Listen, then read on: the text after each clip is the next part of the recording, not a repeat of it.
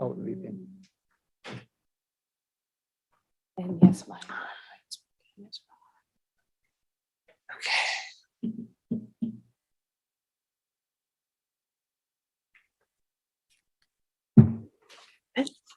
All right, good morning. Welcome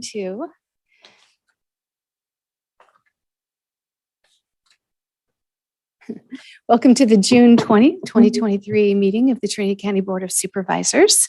We will begin this morning with our flag salute, and Supervisor Frazier will lead us. Please stand. I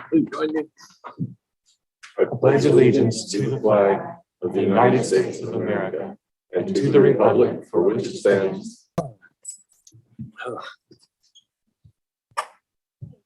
We do have one supervisor ill this morning and another one who is out of the state.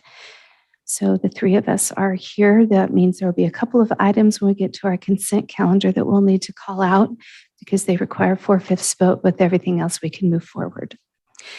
We're going to take our presentations out of order this morning. We will start with our Child Support Services, which is item 1.2.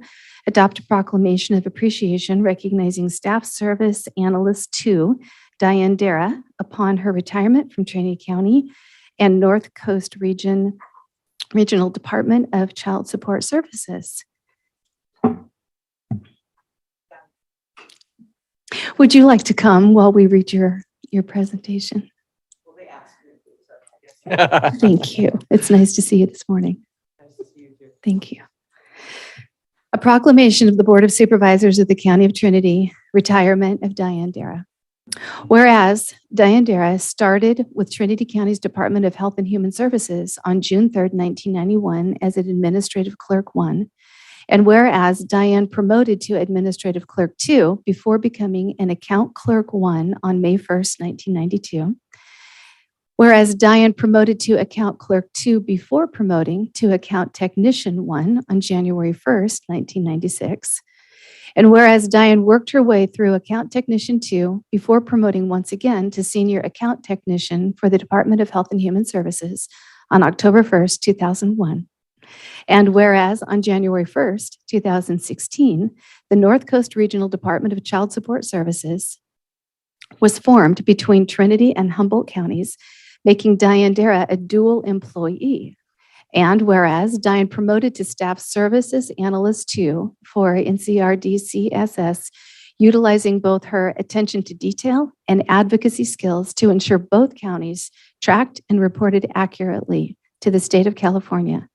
And whereas Diane, having deep roots in Trinity County, promoted child support regularly through community outreach events such as the annual fair, the Children's Festival, the Witches Brigade, and whereas Diane's dedication to caring for others resulted in her spearheading Child Support's Internal Safety Committee in Weaverville and providing leadership, creative presentations, regular safety exercises, and unparalleled support.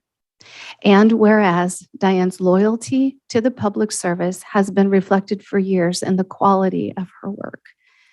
And whereas fellow team members of the North Coast Regional Department of Child Support Services respectfully request to honor Diane's time, effort, and passion for her work.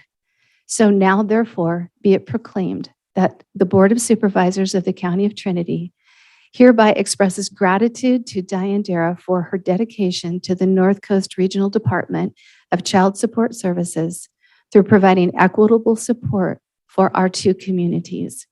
Be it further proclaimed that the Board of Supervisors wishes Diane Dara a peace-filled but lively, well-deserved retirement. Duly passed and adopted this 20th day of June, 2023 by the Board of Supervisors of the County of Trinity. We'll move to accept as presented. A second?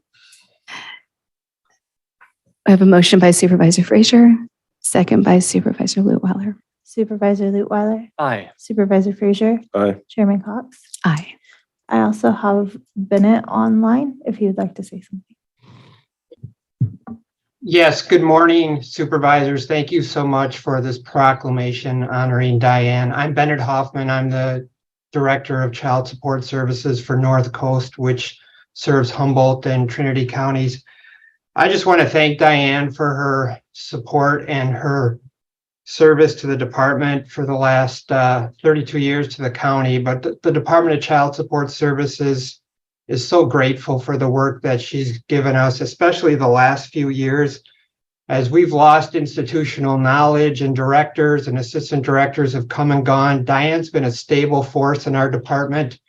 She's responsible for all of the fiscal work and the budgets for both Trinity and Humboldt County. She's responsible for making sure we meet all of our state requirements, which are extensive for budgets. And I just can't be more pleased with the work that she's done over the last couple of years.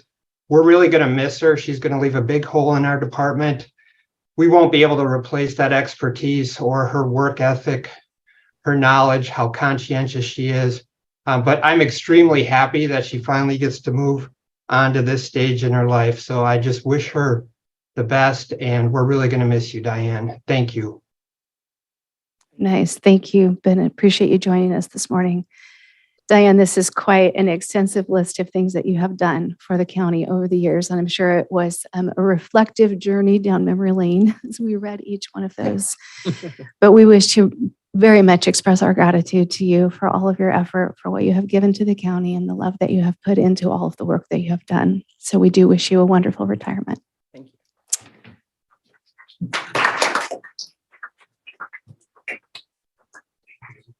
you.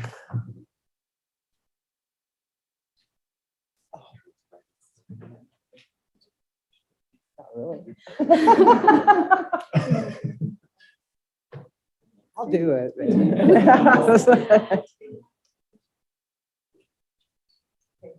Thank you. Yeah, he's a tall guy. Okay. then. Okay. 1, 2, 3. Thank you. Thank you.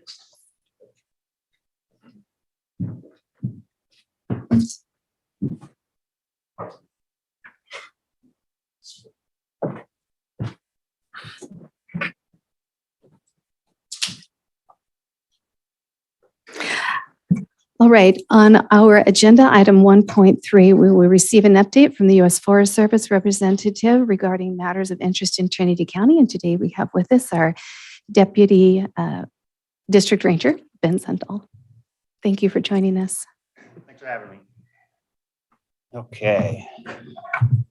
So quick update on Forest Service activities in Trinity County. So let's just start with fire. So most of you, at least all of you, have received emails either from myself or Tara on the status of our fires.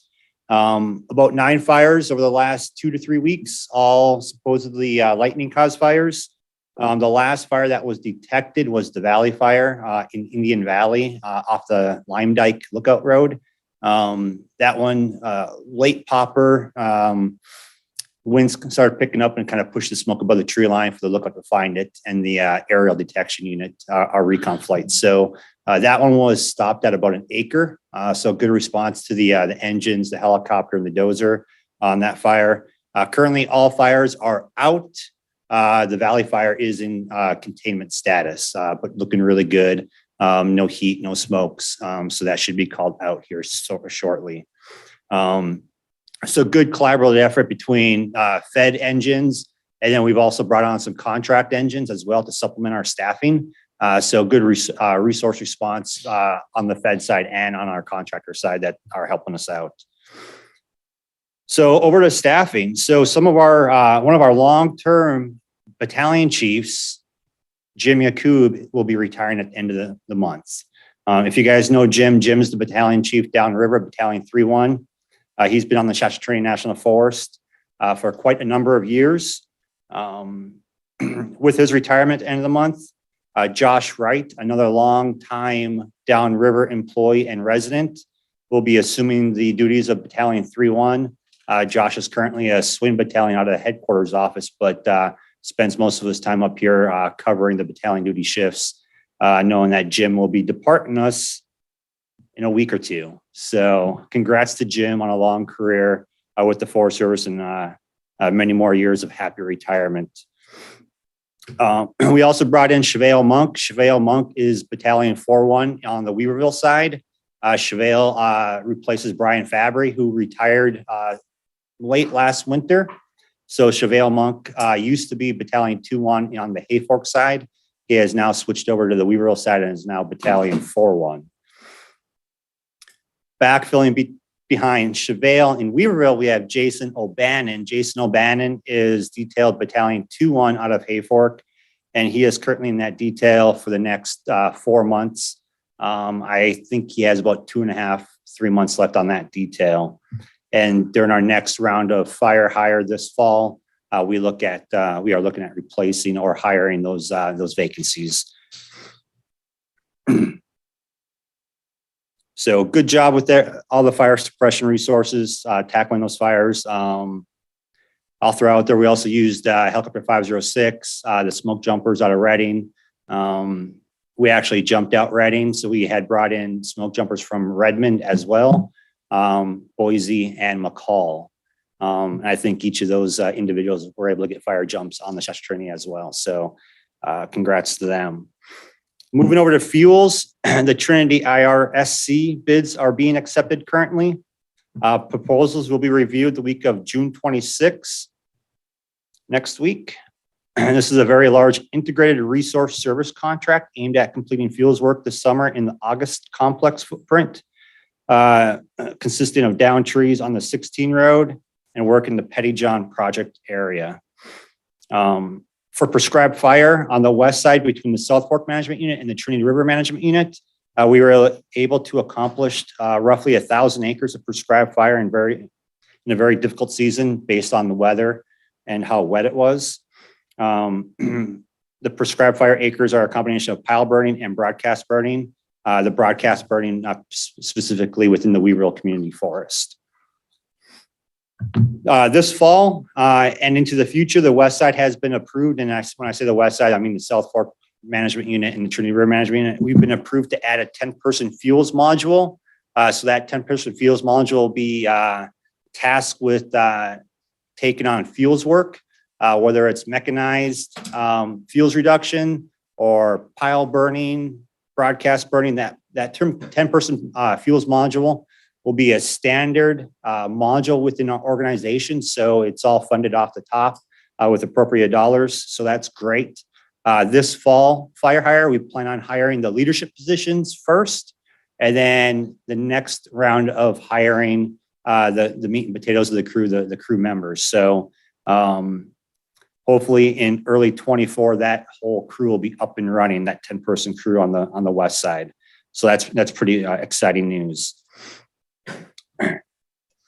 Mechanized fuels reduction work continues or will continue in the Weaverville Community Forest this summer. And more on that once Tim Ritchie gets back into his seat. He was on vacation as well as his family over the last week and a half. So more to come on that. The timber, the lake timber sale will be offered in the fourth quarter of this year. So coming up here shortly, the timber sale is associated with the Pettyjohn project. We are actively laying out treatment areas for hazard tree mitigation under the Region 5 Hazard Tree NEPA document, which has been recently signed. We hope to offer a couple small sales from that NEPA document. We're also working on a package to package the pilot project, which is out of Hayfork, and the remaining treatment acres on West Side Plantation. We plan to get into a contract agreement, hopefully early October. On the planning side of things, the High and Palm project or High and Palm scoping, it will be out soon. We'll be working with community members and the Watershed Center to plan a post-fire treatment in the Junction City area. Barman project had a public field trip. Input from that field trip will be incorporated into the project design.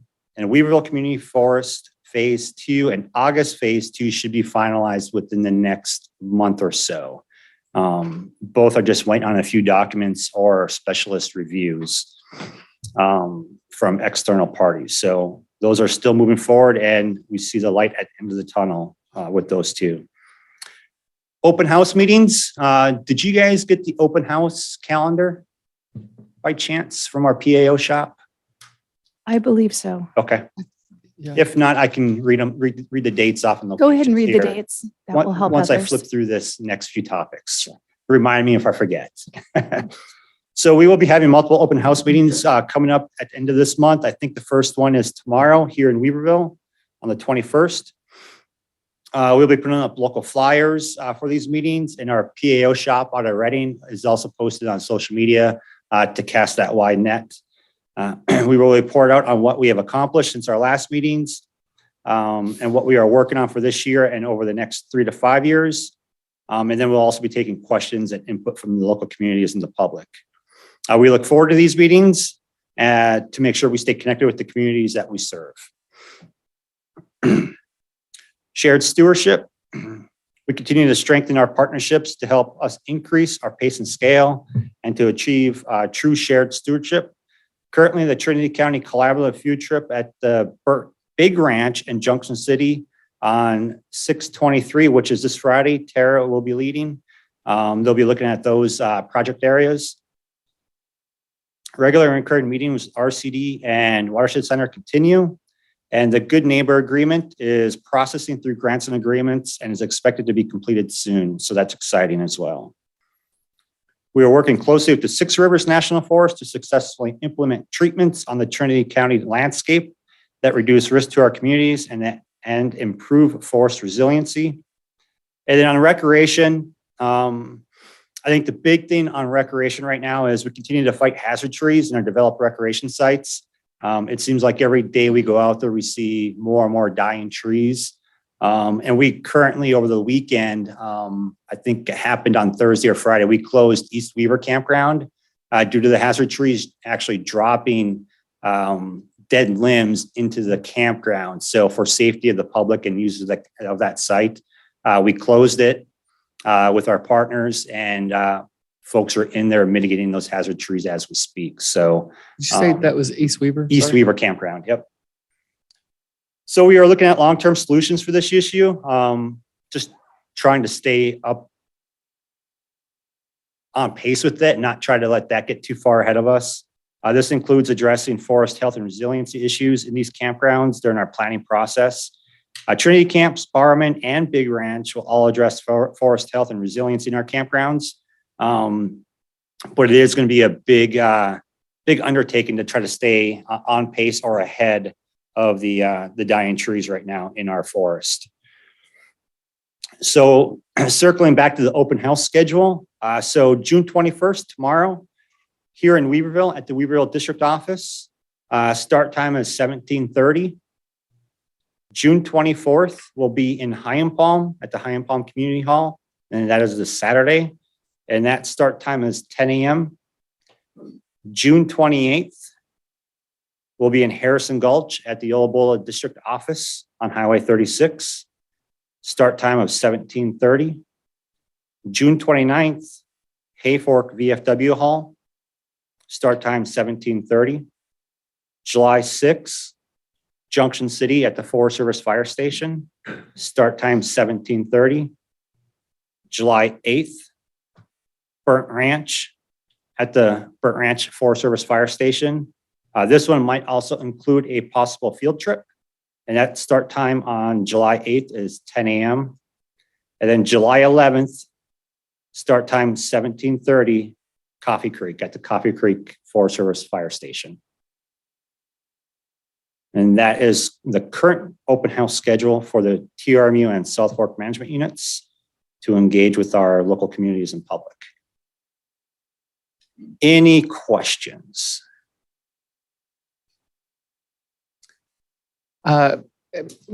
Message may have not gotten through, but I had reached out to Sarah and Tara to see if any update could be provided about the lake and the docks and so forth, because we had some folks reaching out about information about when some things will be placed as the water comes up.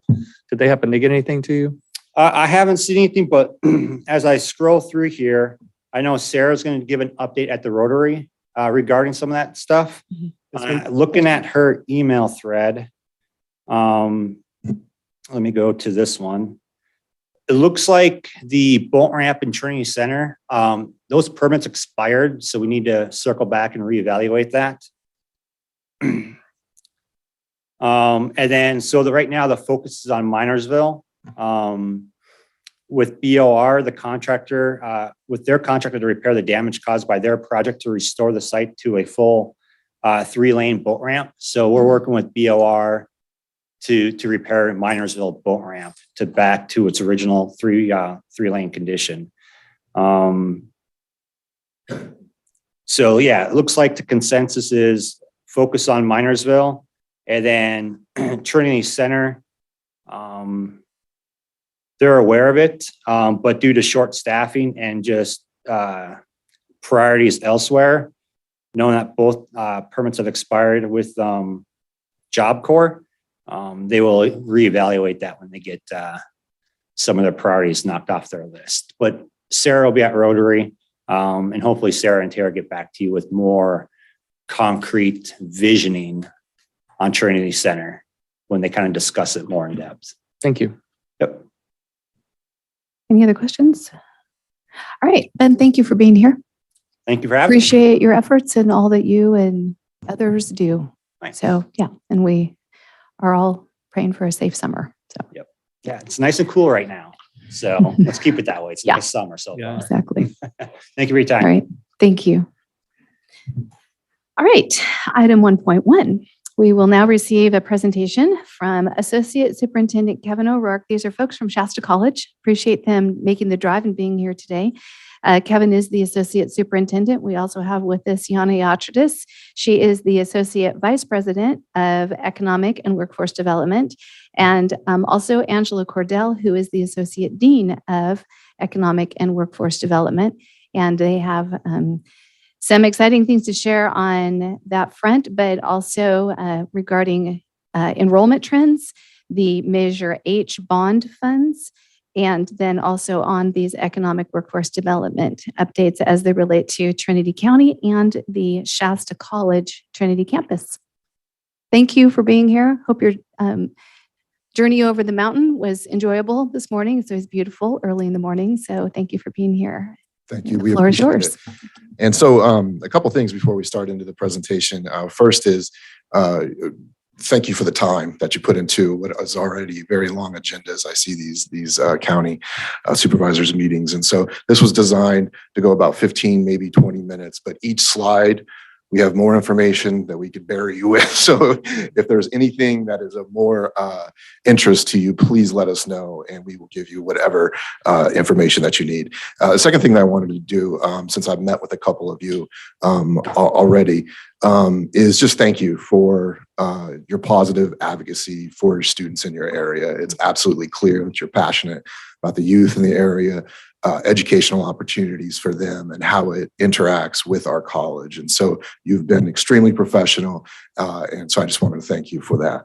And third, probably the most important thing, if there was a gist to what our presentation is beyond some of the specifics that we share in the PowerPoint, is that Shasta College has recently undergone a reorganization at the college. We're developing new strategic plans, and a part of that is what I believe are going to be incredibly large benefits to the Tehama campus and to the Trinity campus. And so one of the most important things is that the extended education sites have now become a division of their own. Okay, and that's really important because before they were just kind of tucked under some of these other primary divisions. We are now our own division that is going to bring us much more financial resources and human resources, and we will be very well positioned to fight. I shouldn't say the word fight, to happily compete for resources that come into our counties. And so Yana, Angela, and myself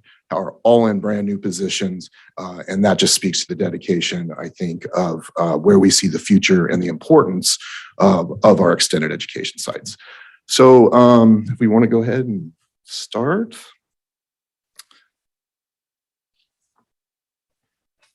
So the next slide just kind of shows from Measure A, which was in the early 2000s, that was used to build our Trinity campus. I know most of you have been out there. Go to the next one. And then speaking to the most recently measure age. So if I'm a citizen of Trinity County, I want to know, hey, we voted in the affirmative for this bond. Where are some ways or what are some things that our students from Trinity campus are benefiting from this? And so what we did was we kind of had our research office do some migration patterns for students that had zip codes over the past 2 years from Trinity County and what it looked like on their day-to-day. And this is what basically was the picture that appeared. So these are all facility upgrades. Oops, sorry. So these are all facility upgrades that are used most by the Trinity County students or those students that had a Trinity County zip code or used to have one in the prior year and then potentially moved maybe somewhere else like to Reading. Our regional public safety training facility, it is one of the best in the Western United States. It just led us to a very nice contract for CAL FIRE. CAL FIRE is now going to have a third training facility, an equipment facility that will relate to quicker response times to fire in our area, and it will offer state-of-the-art training. So a lot of our Trinity students are using that facility. Our career and technical education training facilities, we took a lot of the bond money and we upgraded programs like welding, heavy equipment.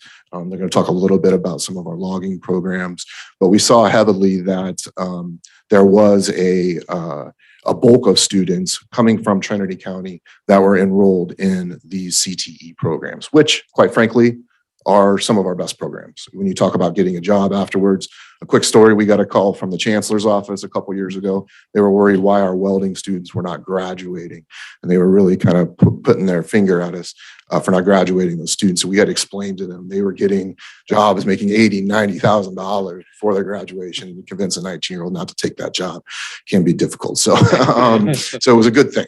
And then another thing that popped up in our migration for Trinity areas, there was an impressive number of students that are veterans or currently military that were using our Veterans Center, accessing help with getting their financial aid filled out for GI Bill, and also taking advantage of the veterans counseling and the other support services that are there, such as career counseling, things like that.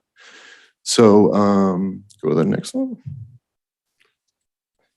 So as you know, the Measure H, the bulk of the money went into technology upgrades.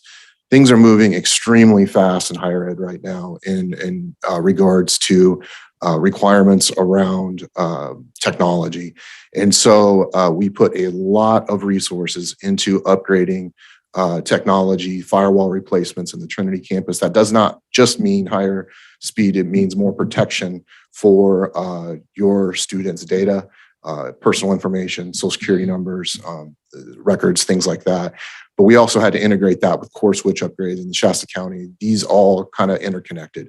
What that means is there's now 10% faster Wi-Fi going through. And I can show you on the next slide kind of a physical picture that caught my attention, was that we went from a coffee stir conduit to a 10-foot conduit, providing 330 times more throughput. So that is the actual size of the conduit they got put in there. We went from 3 megabytes per second to 1,000 megabytes per second. So internet access in rural areas is very challenging. And so the idea was we wanted a location where somebody could get to that location. If they did not have access at their home, they would have strong, reliable internet access. So moving on to the next one.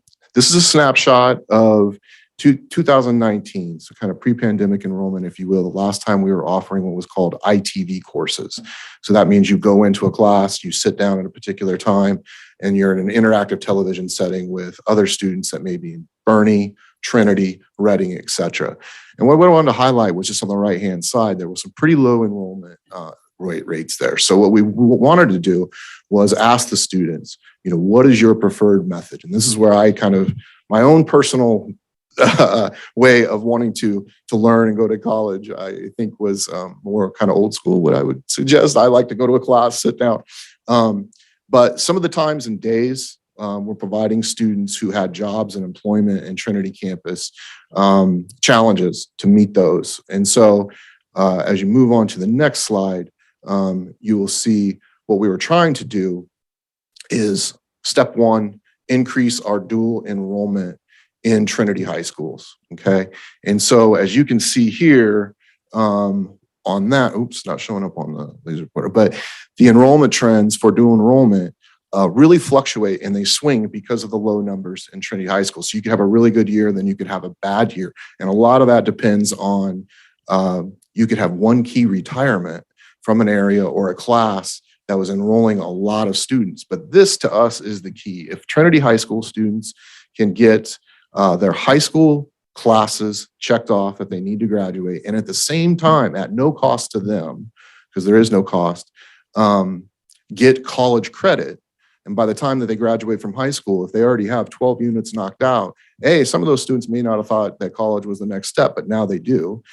B, more importantly, that's going to save them time and energy when they do enroll at the college. So the next couple slides, it just kind of shows you what it looked like at Hayfork High School. Actually, we've been working really well with them, and we have a big uptick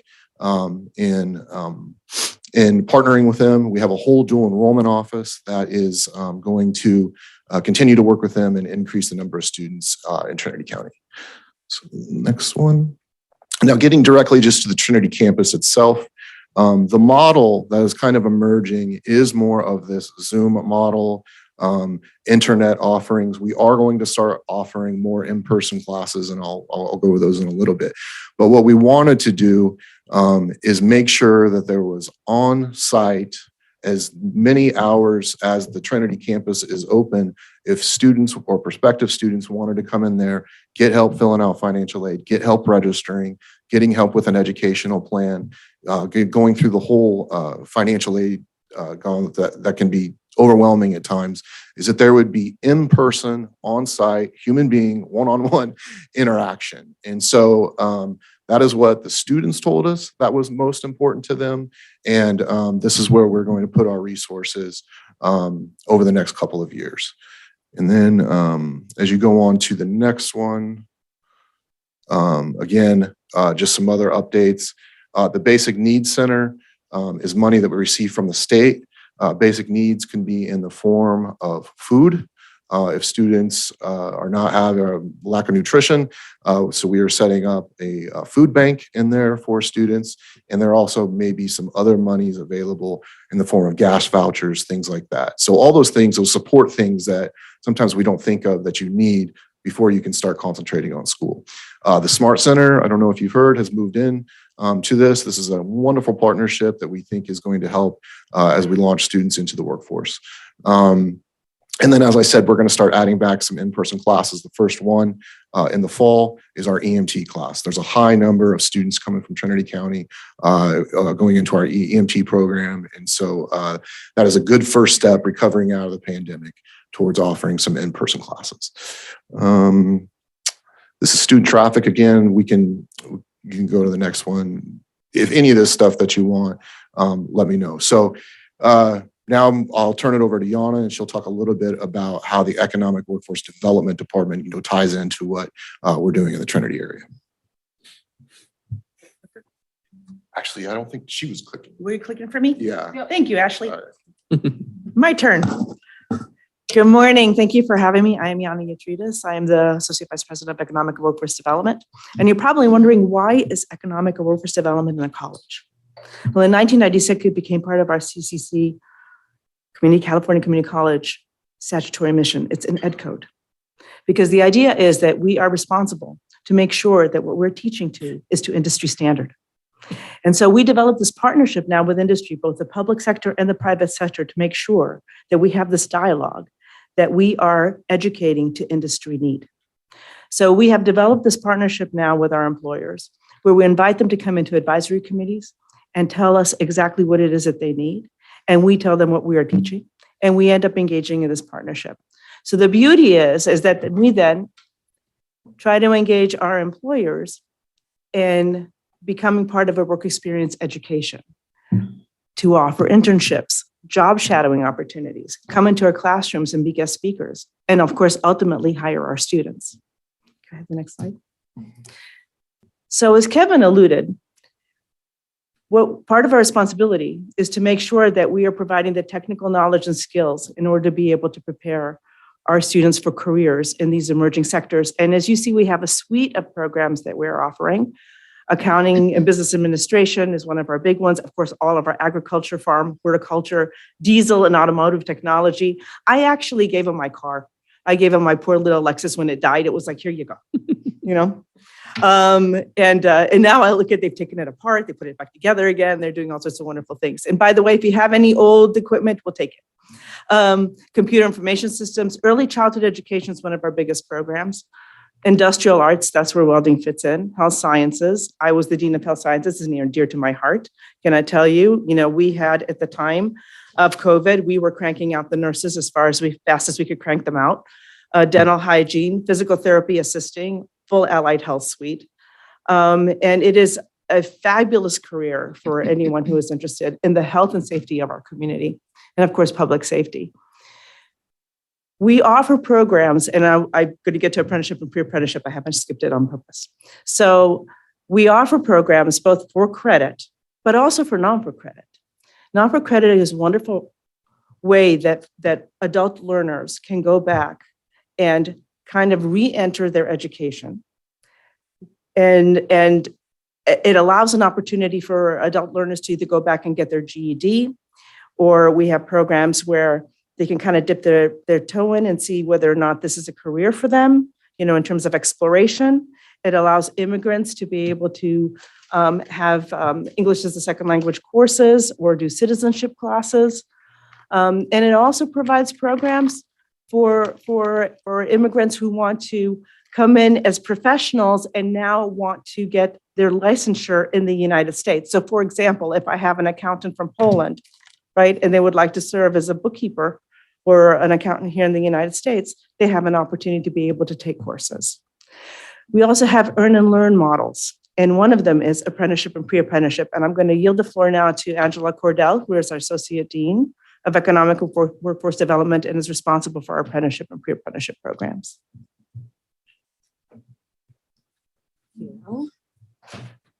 Thank you. Good morning, everyone. Thanks for having us. So yes, one of the programs that I oversee is our Office of Apprenticeship. And we started with our logging apprenticeship program. And kind of speaking to what Jana was mentioning about listening to our industry, really that program was born out of industry knocking on our door and saying, we have a great need for workers in the logging industry, in the logging space, across the state, not just here in our local area. And as most of us who live in this area know, logging is one of those industries, one of those skills that's passed on from generation to generation, right? It's not necessarily something, well, it's not, we looked into it. There was no curriculum on record. There was no other program in the United States that met the needs of our industry partners who were saying people are retiring, people want to retire, they desperately want to retire, and we have no one to replace them. And so we partnered with a number of entities, primarily CAL FIRE, who gave us a large grant to be able to purchase heavy equipment. We worked with SPI, they donated land to us to build an outdoor classroom so that our students would be able to practice in the woods on heavy equipment. And then the Department of Apprenticeship Standards, so just kind of taking a wider lens, DAS has invited the community colleges to participate in the development of non-traditional apprenticeship programs. And so it's taken a couple of years now, and still I can see the questions on people's faces when I talk about registered apprenticeships, because we all kind of have a traditional sense of what those are. But in fact, DAS recognized that there's a huge benefit to creating these, I call apprenticeships like the godfather of earn and learn programs. Folks are working while they're learning and attending school.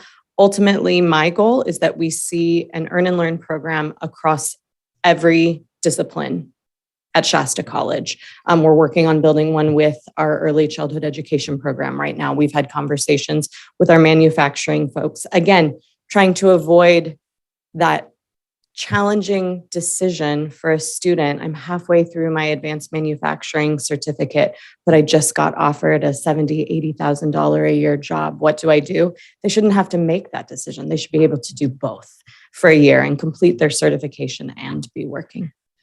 So DAS worked with us, and we were able to build our craft apprenticeship program. Hilo, which is our entry-level heavy equipment and logging program, is our pre-apprenticeship program to craft.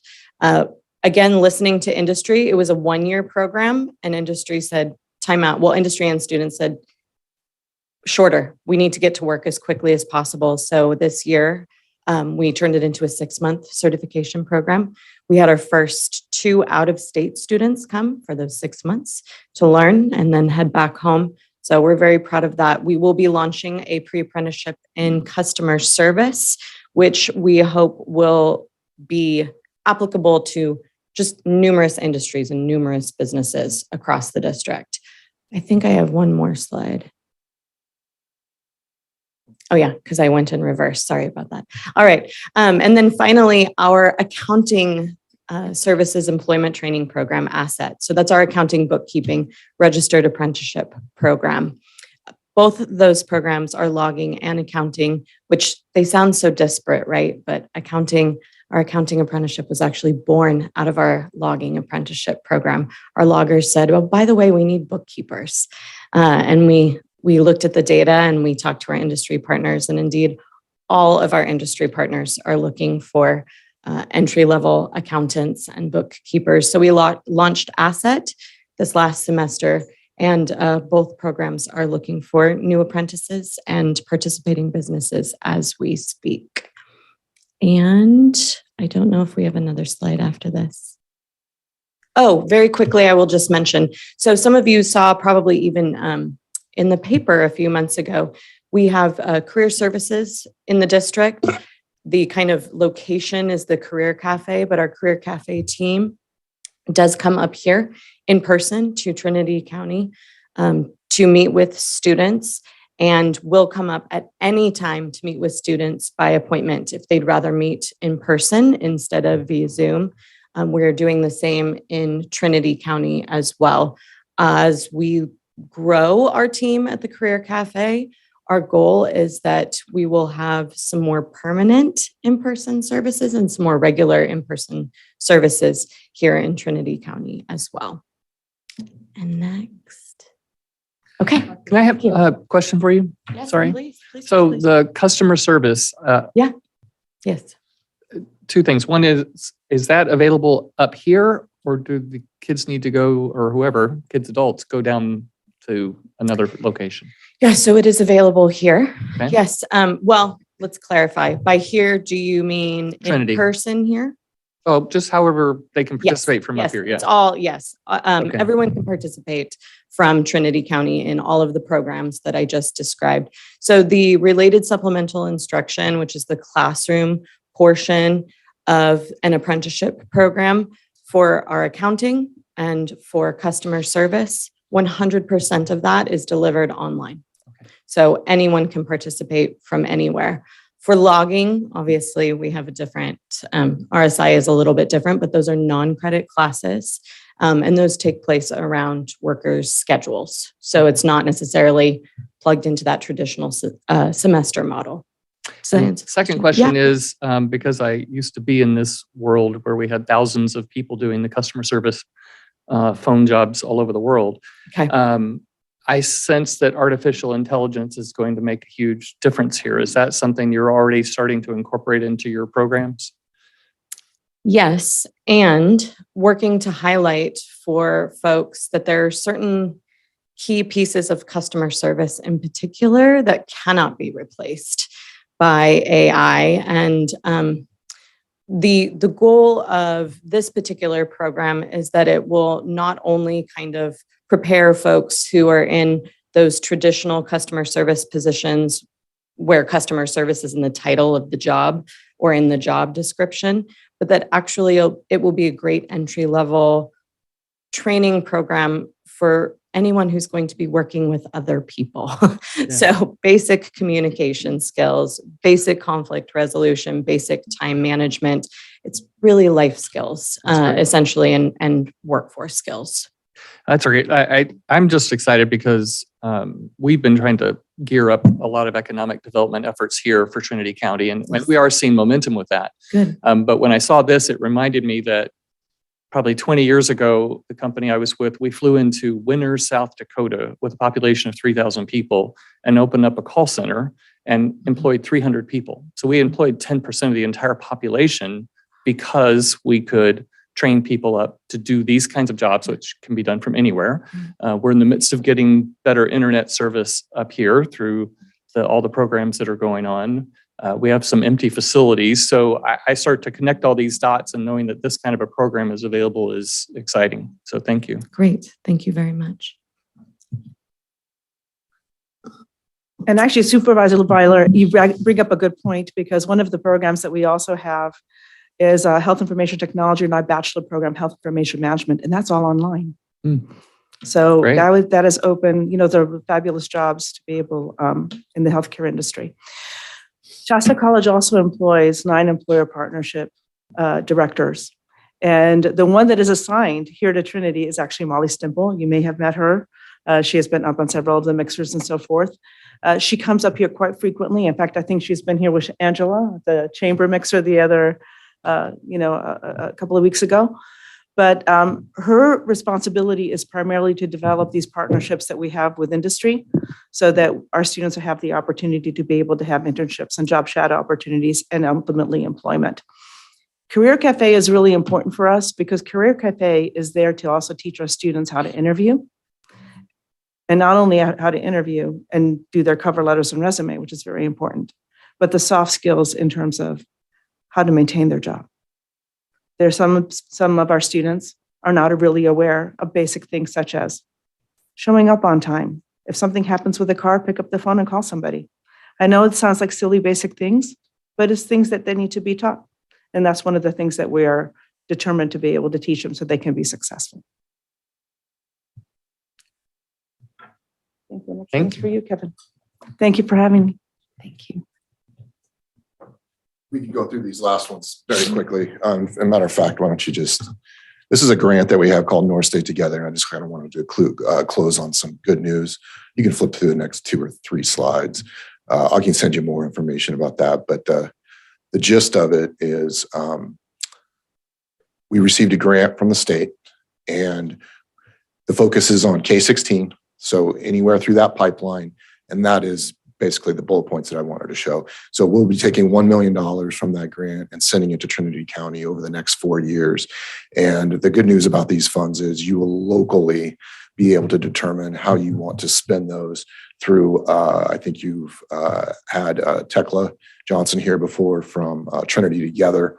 And so, her charge is to make sure there's get as many voices as there can be at the table, including all of yours leaders in the allocation of these funds and where we think that they're the best suited for the Trinity students. And so I think that's the last slide.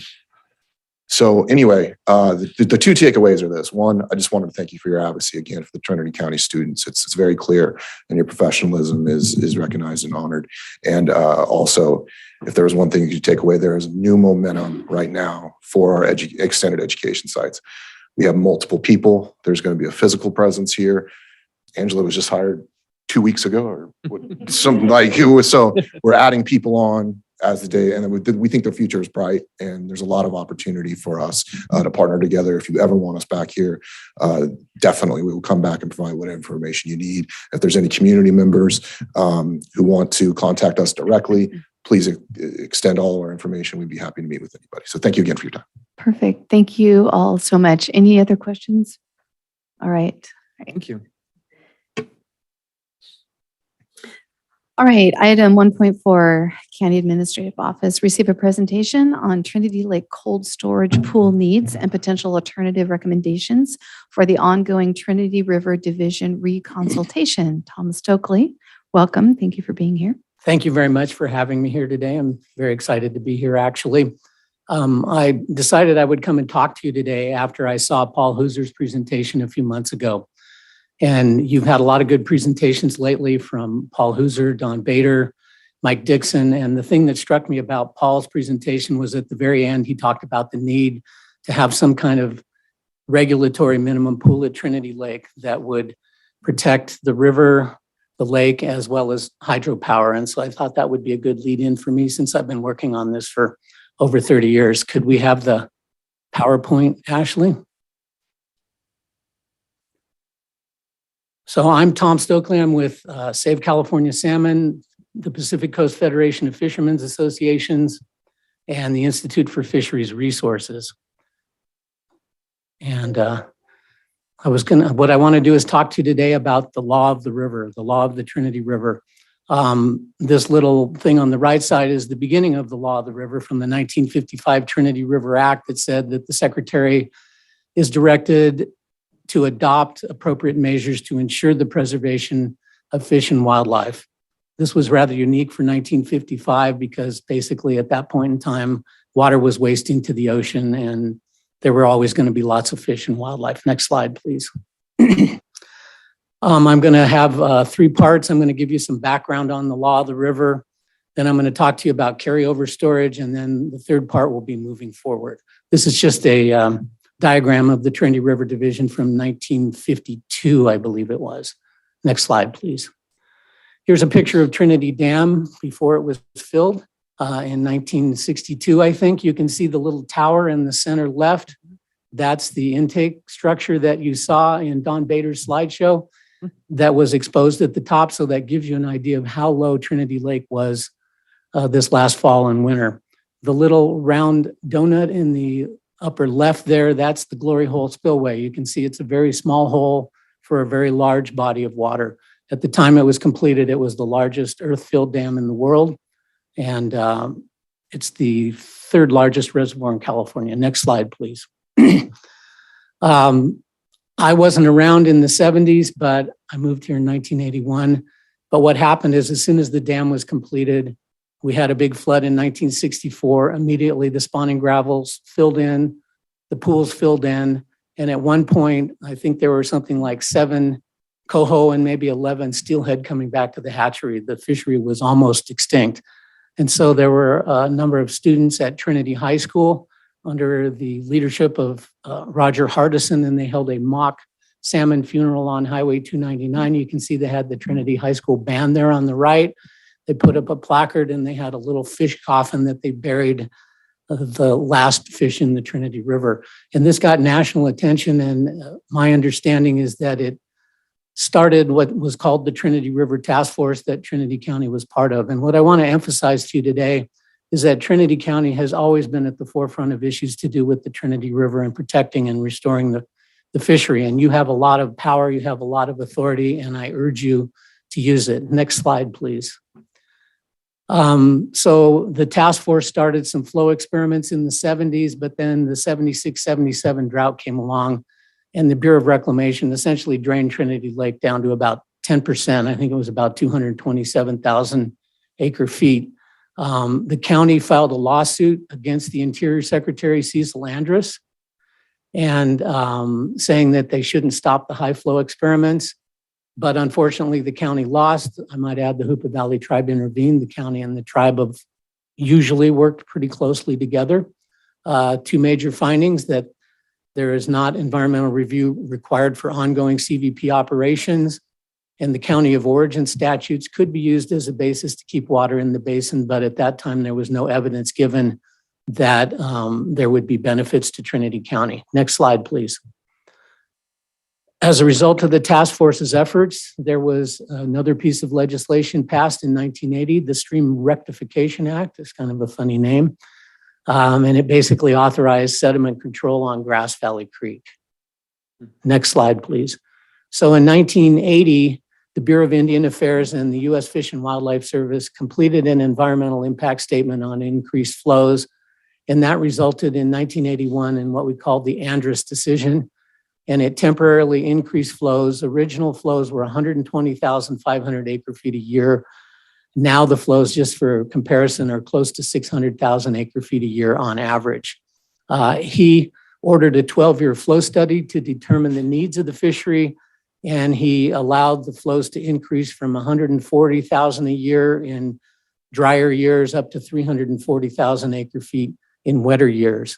And that was the second to the last thing he did before he left office. They told him to turn in the keys to the Interior Department, but he went ahead and did this anyway. And he also signed the Wild and Scenic Rivers Act. Those were the last two things that he did.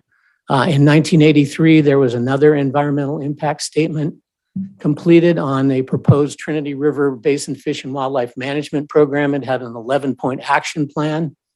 And in 84, the Trinity River flow study began. Just a little tip for those of you who are in politics. What Andrews did is he ordered a flow study that would take 12 years to complete, so it would be well beyond his tenure. So if you have a thorny issue, create a commission, give it a long time period, and you won't be around to see the end of it if you don't want to deal with it.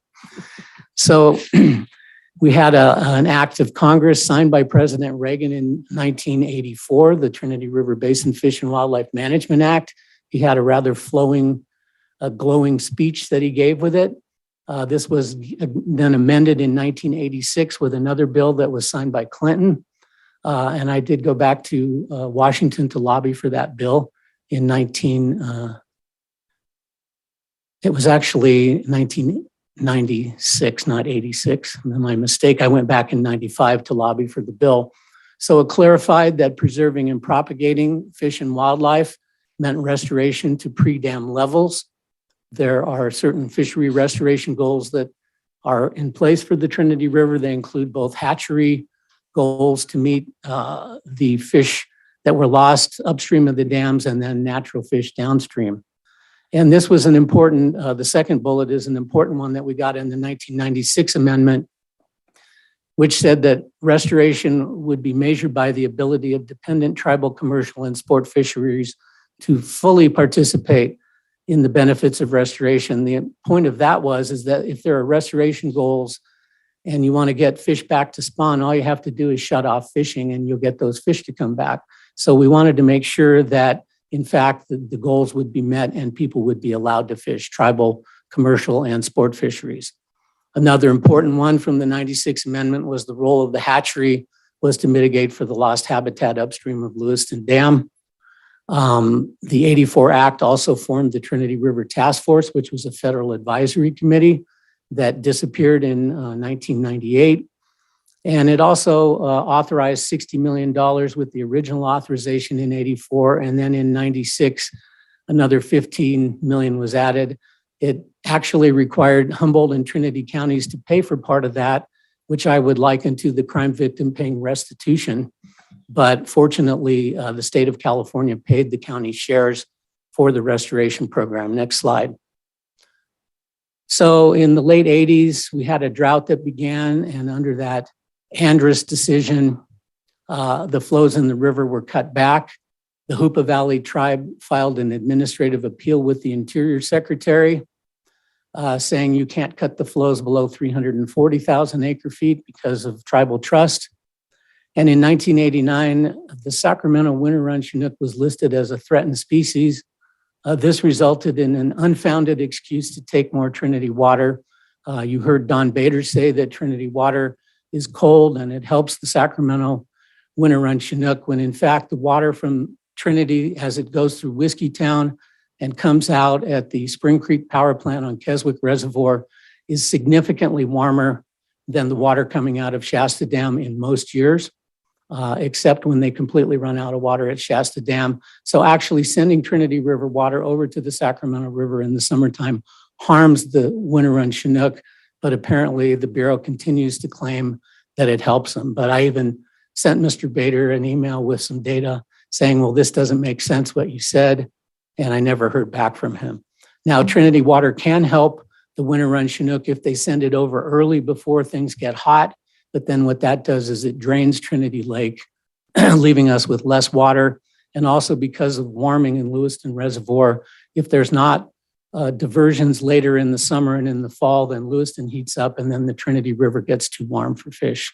Next slide, please. In the early 1990s, we had a number of successes. Water Right Order 90-5. The Bureau of Reclamation has water permits through the State Water Board. And even though they're a federal agency, they are required to comply with state water law. And this was a water right order to require the Bureau to protect winter run Chinook and other salmon in the Sacramento River. The concern by the county at the time was that they would use it as an excuse to take more Trinity water, take it early, and harm the Trinity River. So we got a clause in there. I did participate in this hearing back in 1990, shows how long I've been doing this. I started working on the river at about 1988. They basically said that that you shall not operate the Trinity River Division in a manner that harms Trinity River fish as defined by 56 degrees at Douglas City or the North Fork, depending on the time of year, which I'll show you later. So that was a big victory. Unfortunately, it's a hollow victory. The State Water Board really doesn't pay any attention to temperatures in the Trinity River. The Bureau of Reclamation doesn't put even a report in there about what they expect the temperatures to be at Douglas City or Lewiston. And this water right order is clearly inadequate to protect the Trinity River. In addition to that, the temperature of 56 degrees we know is now inadequate. So in 1991, if you recall, the Hoopa Valley tribe appealed the dry year cutbacks under the Andrus decision. And in 1991, under President George H.W. Bush, a Republican, Interior Secretary Manuel Lujan increased the flows in the Trinity River to 340,000 acre feet in all water year types. And that was a pretty big deal. It was an administrative decision to increase flows in the Trinity River during a major drought without filing a lawsuit. That's pretty powerful stuff. In 1992, between the Lujan decision and the North Coast Basin Plan temperature objectives that were approved by the EPA in 1992, the flows in the river for the summer went from 300 CFS to 450 CFS, and that resulted in an immediate 1,500% increase in whitewater boating in the Trinity River. Because of the 450 CFS in the summer, you have a whitewater boating industry that is very profitable and very successful in most years. Next slide, please. These are the Basin Plan temperature objectives. They were approved by the North Coast Regional Water Quality Control Board in 1990 and the State Water Board in 1991. And the EPA approved them in 1992 as Clean Water Act standards. We've had some discussions before with you about amending these temperature objectives. We believe, excuse me, now that it should be 53.5 degrees to protect spawning fish, not 56 degrees. And that's actually for Chinook. For coho salmon, it needs to be 50 degrees. So the bottom two there, the 56 degrees, Lewiston Dam to Douglas City and Lewiston Dam to the North Fork, those are the requirements in Water Right Order 90-5. 90-5 actually came before the EPA approved this, so they didn't include the 60 degrees Fahrenheit to protect spawning or to protect holding spring Chinook in the river. Next slide, please. Oh, go back one moment. And one of the reasons that these temperature objectives go from Lewiston Dam to the North Fork Trinity River is under Fish and Game Code 1505.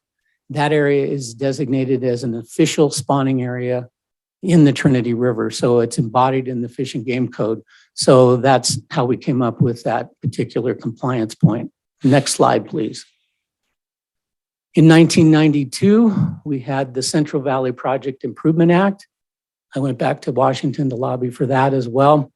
Essentially, it said finish the 12-year flow study, and if the Interior Secretary and the Hoopa Valley Tribe agree, it shall be implemented accordingly. So essentially, it gave the Hoopa Valley Tribe veto authority. If they didn't like what the Fish and Wildlife Service and the Secretary of Interior came up with, they could say, no, we don't agree to it. Next slide, please. There was also something in CVPIA B19 that talked about reevaluating essentially minimum carryover storage at Sacramento and Trinity reservoirs.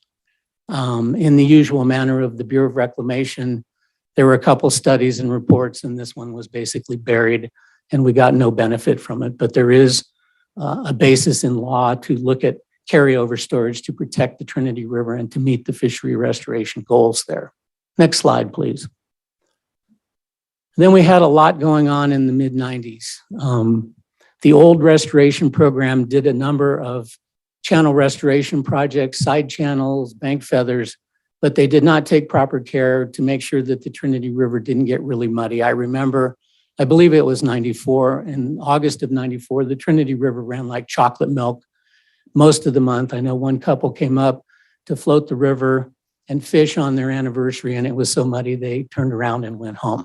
So there were a lot of complaints. I was receiving constant phone calls about it. I was very concerned. And I finally received a phone call from a guy named Byron Leidecker, who was a fisherman from Marin County. He was a former county supervisor, a bank president, a race car driver. He had a lot of political connections. He called me up and he said, I'm very upset about this. I might add, he actually got stuck in the mud and Herb Burton had to pry him out of the mud with an oar. And so he was mad. So he called me up and yelled at me for about a half an hour.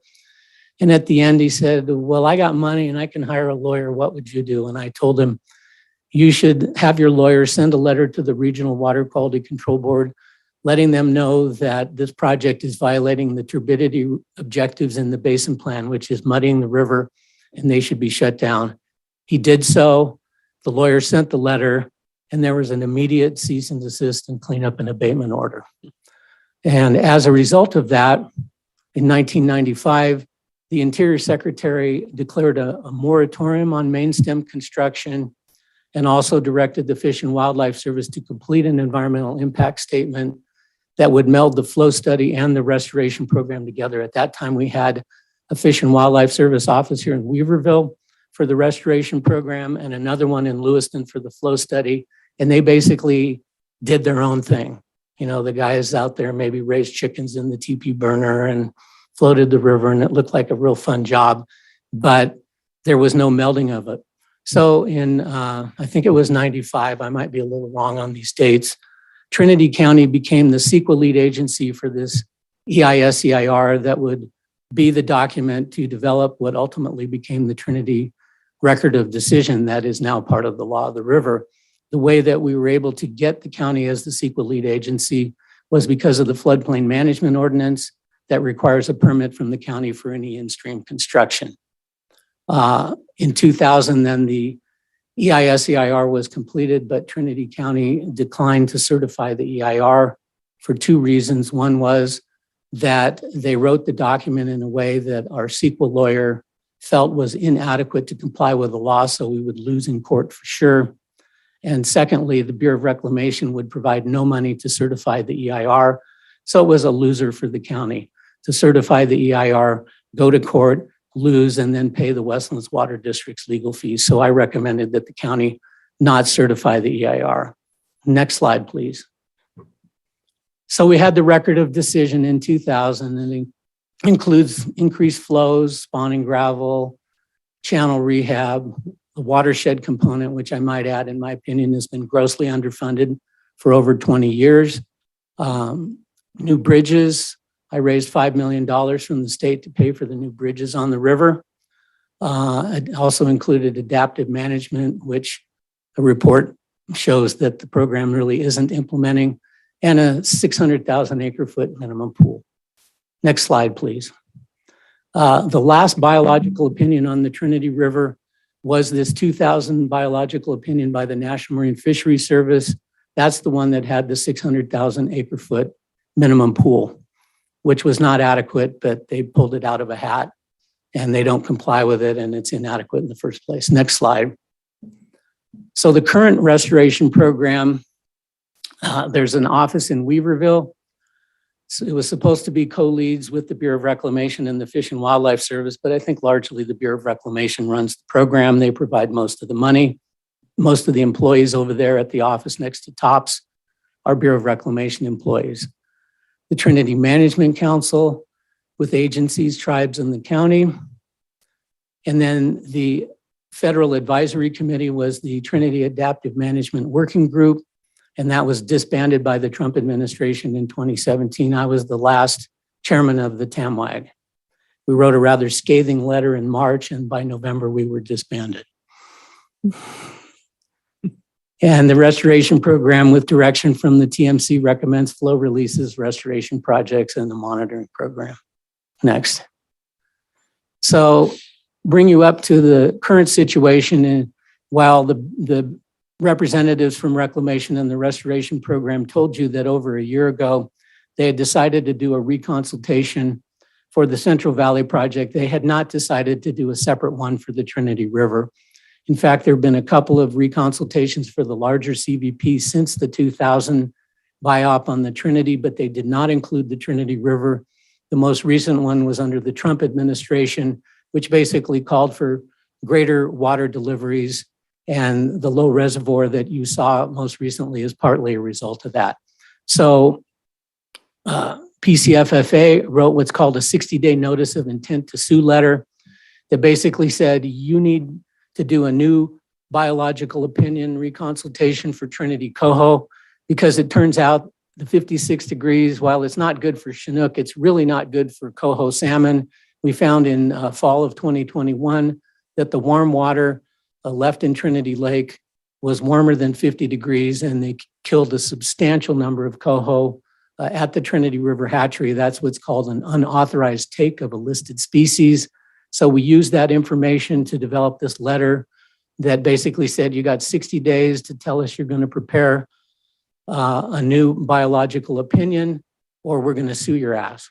And they decided to go ahead and prepare a new biological opinion.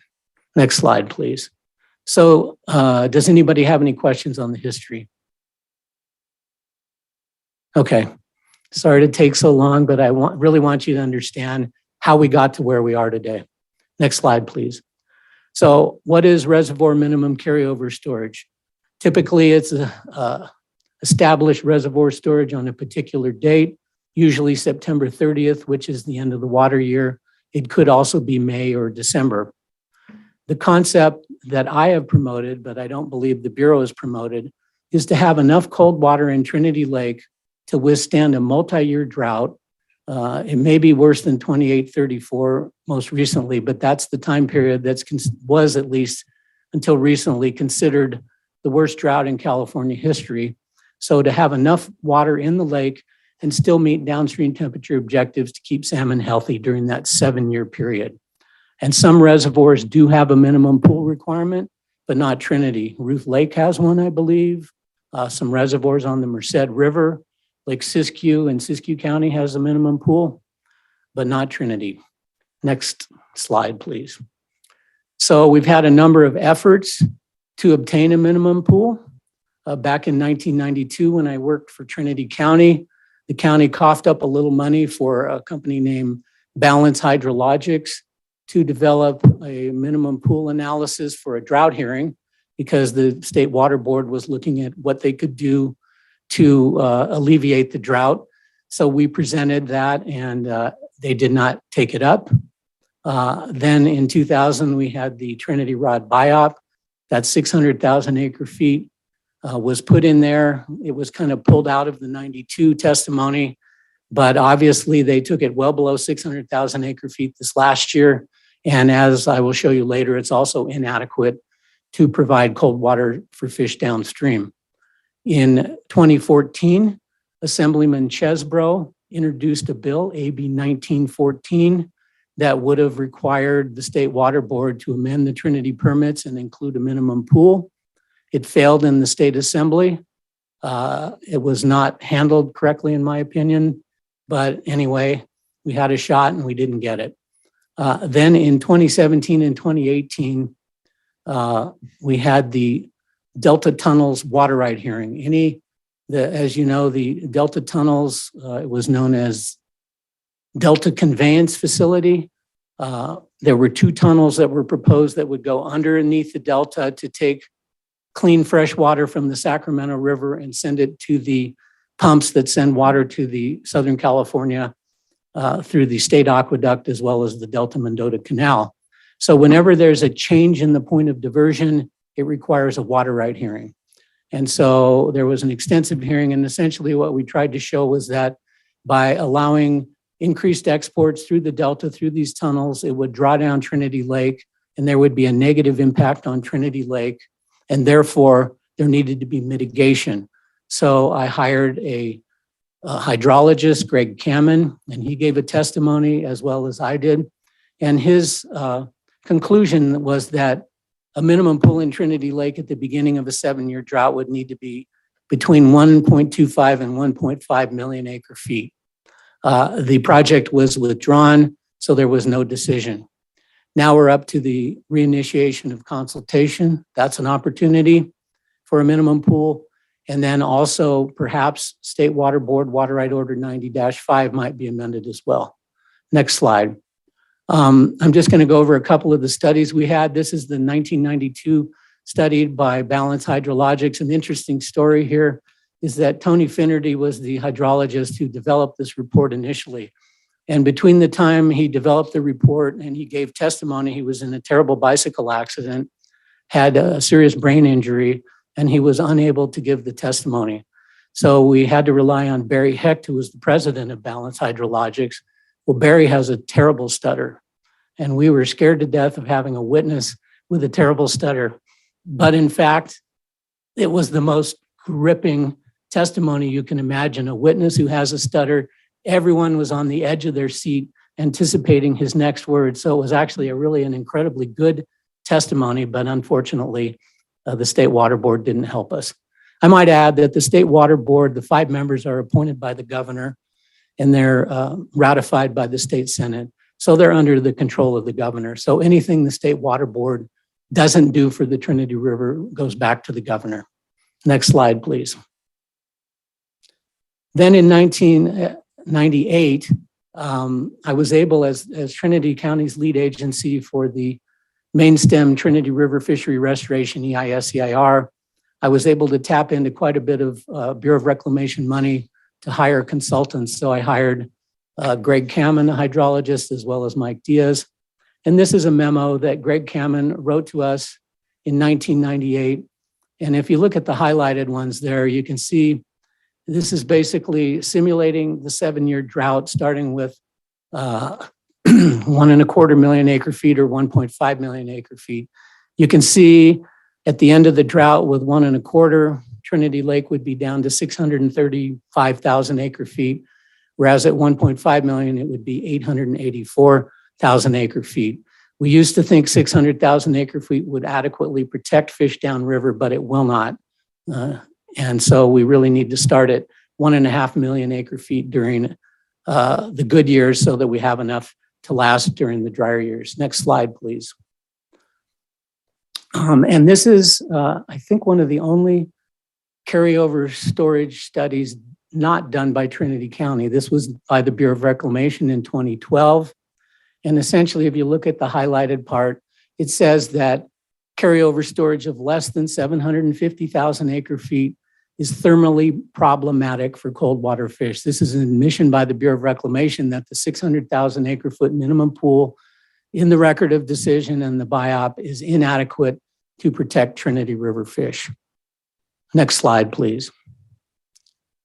Then this is an excerpt from Greg Cameron's testimony before the State Water Board in 2017 and 2018.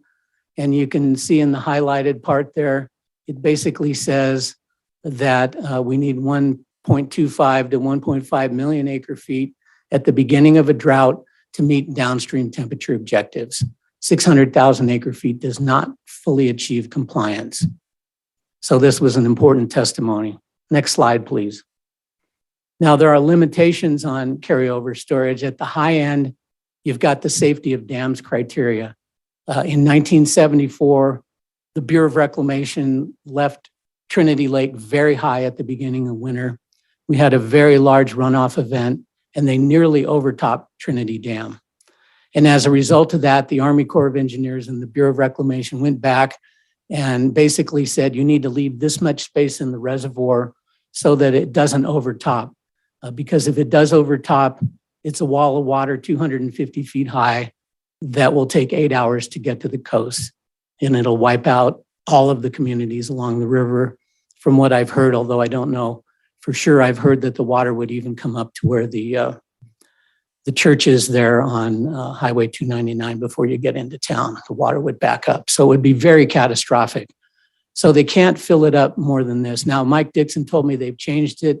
He doesn't know what it is. I don't know what it is. I guess it's a national secret, but they need to leave room in the reservoir because it cannot pass what's called the probable maximum flood, which is about 300 cubic feet per second, which is 600,000 acre feet a day. On the low end, we've got the senior water right contractors, the Sacramento River water right settlement contractors, and the San Joaquin River exchange contractors. Those folks had used water from the San Joaquin and Sacramento rivers prior to Shasta Dam being built on the Sacramento and Friant Dam on the Sacramento or on the San Joaquin River. So the Bureau of Reclamation had to reach a settlement with them before they could get the water rights to build those dams. And they gave them a really sweetheart deal. They basically gave them more water than they would have gotten without the dams in place. During 2021, they actually got more water or close to the full amount of water that flowed down the Sacramento and San Joaquin rivers. Since the Bureau of Reclamation has other commitments, they basically don't have enough water in the Central Valley on the other side of the hill to meet these commitments and their other commitments during drought. So what you'll see historically is that during drought years, the first few drought years, they draw down Trinity very heavily. That's when they took more than 100% of the river's flow. It was to fulfill these contracts. These people get 75% of their contract amount, regardless of how much water's in the reservoirs or how much water came into the reservoirs. It's a real problem. I think the Interior Department is now negotiating with the San Joaquin River exchange contractors. We really need to see those contracts changed. Without it, I don't see much hope for the Trinity River because they'll continue to suck it dry during drought years. Next slide, please. Okay, I think we moved through pretty quickly. Any questions? Is there another slide or is that it? Okay, how do we get a minimum pool? Reinitiation of consultation. That's probably the most likely one. The State Water Board could also amend Water Right Order 90-5. They could also convene a separate Trinity River Water Right hearing that was actually promised in 1989 and in 1990. We've yet to see it yet. Another thing that I've been doing over the years is whenever there's a change petition, such as the Delta Tunnel or new water right applications such as Sites Reservoir, what I do is I work with the groups that I'm involved with, and we protest those water right hearings, and we claim that the Trinity River is not adequately protected from diversions, and they need to amend the Trinity's permits to provide a minimum cold water pool, as well as assurances that those downstream temperature objectives will be met. Another one is state legislation, and that's obviously difficult. Next slide, please. So now we have the red flag alternatives that was delivered on the 5th of this month. And we have a number of alternatives there. Next slide. The problem I see with this entire document is that the Trinity River is being thrown in with the Central Valley Project. And this is the purpose and need that basically is the basis for the alternatives. So as long as we're thrown in with the rest of the CVP, I think the Trinity River is going to get the short end of the stick. So I think there needs to be a separate environmental impact statement for the Trinity River reconsultation. Otherwise, it's going to get lost in the larger CVP. Next slide, please. Going through the alternatives, alternative 1 is a very bad alternative and it should not be there. It takes the Trinity River back 30 years to 340,000 acre feet a year. It violates the North Coast Basin Plan temperature objectives. It doesn't appear to include Water Right Order 90-5 requirements, even though for the rest of the CVP it does. There's no minimum pool. It eliminates what we call the Lower Klamath Record of Decision, which releases water from Trinity and Lewiston dams in summer and fall to prevent the repeat of a fish kill in which 65,000 adult salmon were killed because of poor conditions. The diversion schedule would favor the Sacramento River. That would mean drawing down Trinity early and sending the water over the hill earlier. And it also talks about looking at mechanical restoration. That was already looked at in the 2000 EIS. this alternative should be eliminated. Next slide. Alternative 2 does not allow carryover of ROD water. That would currently, the Trinity record of decision water has to all be used in the year that it's available. You cannot carry it over to another year. Some of my associates don't think we should be able to do that, but I think we should. There may be a year where we might have temperature problems if we don't defer some of the ROD flows.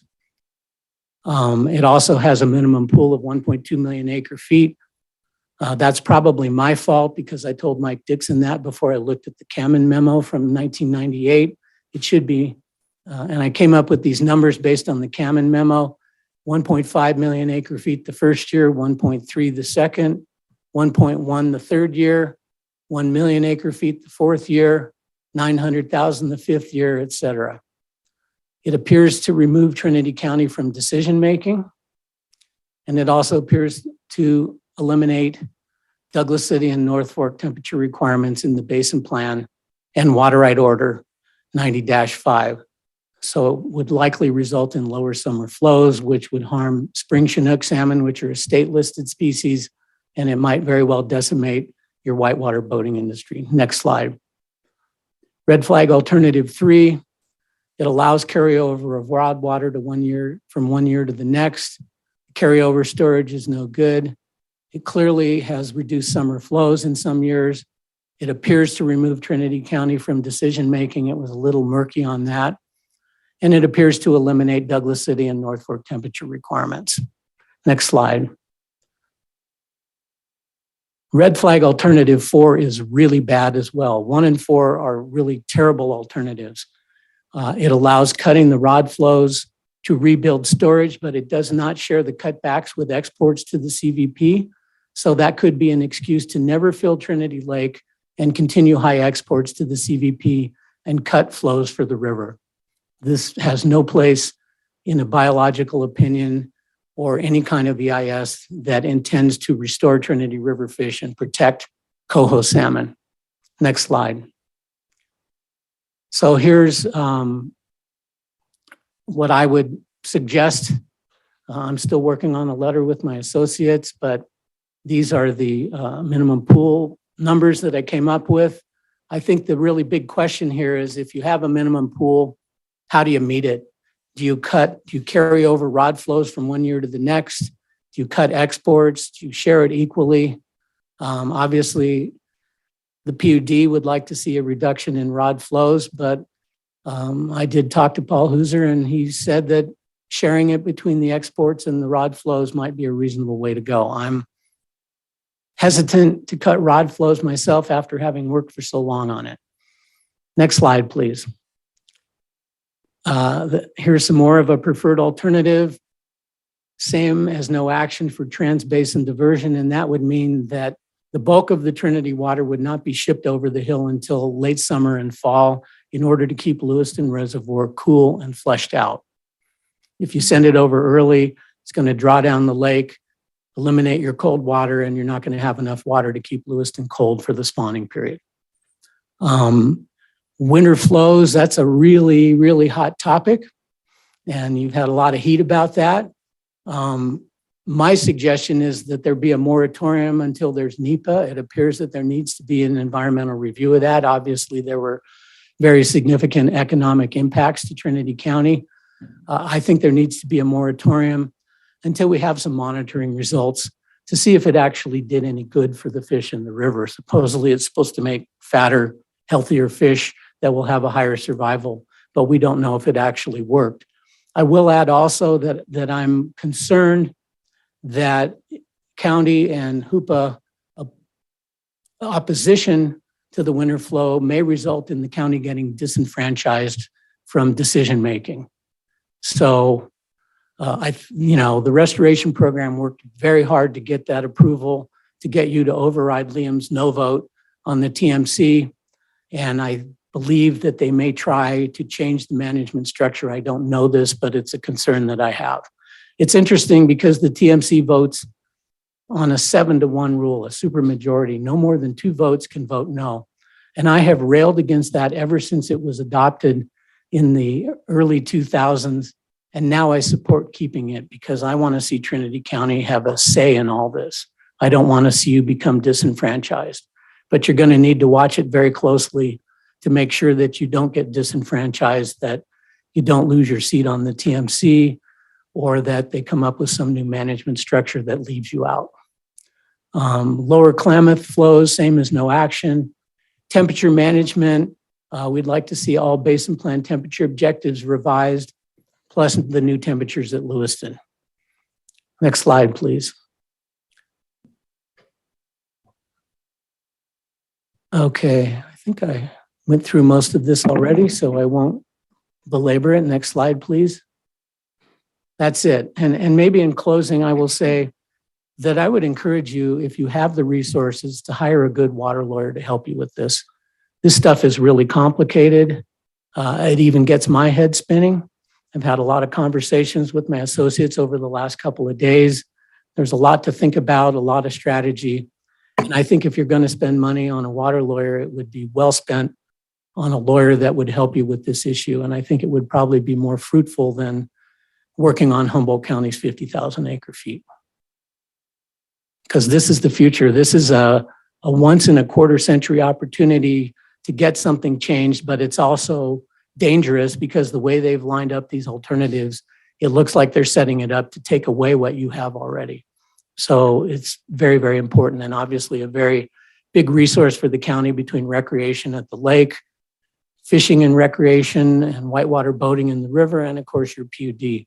And one of the things Paul Hooser and I have been talking for a long time about these issues, and while we don't always agree on everything, we do agree that a minimum pool is very important for power in particular, because when the lake gets very low, like it did the last few years, they have to bypass the turbine at Trinity Dam. They have to release water from the lower level outlet, which then forgoes power generation, and they lose money. Thank you. Thank you. Questions? Yes. First of all, thank you, Tom. It's always so informative when I spend time with you.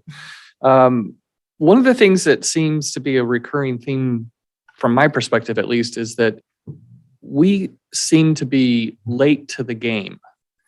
And I'm trying to figure out, how do we get into a position where we're not always playing catch up? Are we missing cues? Do we not have people sitting in the right places to be notified? It seems like this happens over and over again, where we find out that, oh, we missed 3 different opportunities for public input, or all these proposals are here on the alternatives and we hate them all, but we're just getting a chance to weigh in on it. Yeah, well, when I left Trinity County in late 08, nobody took my place. And when I left Trinity County, basically these issues pretty much dropped to the back of the line. Now you do have a natural resource specialist, Patrick Flynn. Also, because of the lake getting so low, the interest in this is heightened like it's never been before. I mean, I talked about minimum pool for 30 years and nobody really gave a darn because the lake was full, everybody was happy. Now we're in an emergency. So I think you need a natural resources division that can really stay on top of these things. I try to keep you informed, but quite honestly, I'm mostly retired. I don't really even want to work on this stuff. And if they reform a federal advisory committee, I'm not signing up again, because that was the biggest waste of my time. And I can guarantee you that the next federal advisory committee for the restoration program will be the same thing. We'll have great meetings, come up with good recommendations, and then they'll get trashed by the TMC. So you need to have a person or persons who are specifically tasked with tracking these things. I think your new CAO was at the quarterly meeting of the WIN Act this week, and that's the first time I've ever seen a county administrative officer at any of these meetings. So my compliments to you, Mr. Tuthill, for getting involved. But I do think you need a good water lawyer. A lot of this stuff is even beyond me, quite honestly. But you're catching up quickly, I'd say. Okay, thank you. I too was on that meeting, and That's right, you were. I appreciate your presentation today from the standpoint that from my vantage point, it takes an advanced degree to understand what they were talking about in all of those alternatives. And so you kind of laying that out in terms that more of the rest of us can understand is very much appreciated. So I agree with Supervisor Lutweiler, feeling late to the game all the time, but I also appreciate your pointing out that our CAO is very much involved in this and is also seeking ways by which we can not only catch up, but make sure that we do have that seat at the table. He's very much on that. And so I want the public to be aware of that his level of engagement is definitely there and appreciated. Yeah, actually, I think you had 3 supervisors on, the 2 of you and Supervisor Gogan, I believe. That's huge. See, when I left Trinity County in 2008, it was kind of like, don't slam the door on the way out. You're a nuisance. You're a grant-funded department. You affect our cash flow. Why don't you do something for Ruth Lake and Southern Trinity? And it was like, well, I'm fed up with the restoration program. I'm fed up with Trinity County, so I'm going to leave. Then I got sucked back in again to the TAMWAG, and that was really a pretty awful experience. And I quite honestly was happy when they disbanded the TAMWAG because I was wasting my time. Now I'm able to do these things, which I consider much more significant. Mm-hmm, mm-hmm. Okay. One other thing, Tom, sorry, is I actually, Trent and I will be hosting a town hall meeting in the North Lake area specifically about all of this. And I know a big part of that is wanting to focus on, well, what can be done? And so we're talking about some things that we can do. We could potentially allocate funds to attorneys and to a resource division and so forth. What would you say that the public can do? So, because they're going to want to hear that from us, and I'm looking to hear what you would say if you were there, and you're welcome to join us. Sure, I'd be happy to join you. Well, I think the public is very interested in this. There's a couple of Facebook groups, and they've been very active. I think the public needs to get informed. I think they need to comment on these things. And I think they need to work with all of you to come up with something that the entire county can agree on. And that's difficult because this county is really schizophrenic when it comes to water policy. You've got the PUD, you've got the river, and you've got the lake interests, and they've always been fighting at each other. And the only thing that is the thing that keeps them all together is the lake and the need for a higher pool at Trinity Lake. And that benefits all 3 of the resources in Trinity County, or the interest groups. So, And Tom, regarding those interest groups, there were folks on that meeting that were expressing their views from a standpoint of economic development. And one of the concerns that I have is that we have an accurate perception of the weight that our experience of and these subsequently communicated impacts, have had. Their relative position as other factors of consideration of this entire Central Valley project. How do I say this? I don't think the people at those higher levels give one care about what the economic impact is to us. And if that's the case, I want us to understand that and then be able to attack our views from a vantage point that will have weight and impact, so that at the end of the day, people don't feel as though, we hollered as loud as we could and it didn't make one difference. I want us to holler in a way that does make a difference. Can you speak to that a little bit? you bet. After working for so many years on these issues, I came to the conclusion, quite honestly, that the only way to get anything done is through litigation. That's why I think you need an attorney. You can scream and shout all you want, claim economic harm, but unless you get into a courtroom and you've got a good case, they're not going to pay attention to you. And the real issue gets down to the fact that the Trinity River is supposed to be, the waters of the Trinity River, the priority for that is supposed to be the Trinity River Basin. Under the area of origin laws, under that language in the 1955 Act, it's very clear that the waters of the Trinity River are meant to be used first in Trinity County. And that's why the county lost in 77, is they did not give a showing on what the economic benefit was to the county of leaving the water in the basin. Well, we had a huge EIS with a massive economic analysis in 2000 for the record of decision.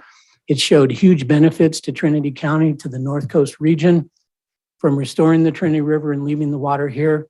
Those issues need to be brought up to the forefront, that the waters of the Trinity River are meant to help Trinity County, Humboldt County, as well as the North Coast region. I mean, the salmon fishery is closed from almost the Washington border down to Mexico, and a lot of it's because Klamath Trinity fish are in such poor shape. And so it's not just us, but it's a huge region. And there have been a number of studies. There was one economic study that said a restoration of the Trinity River was worth $1 billion. And so we need to dig that stuff up again, bring it to the forefront. And I think you need an attorney to argue that for you. Yeah.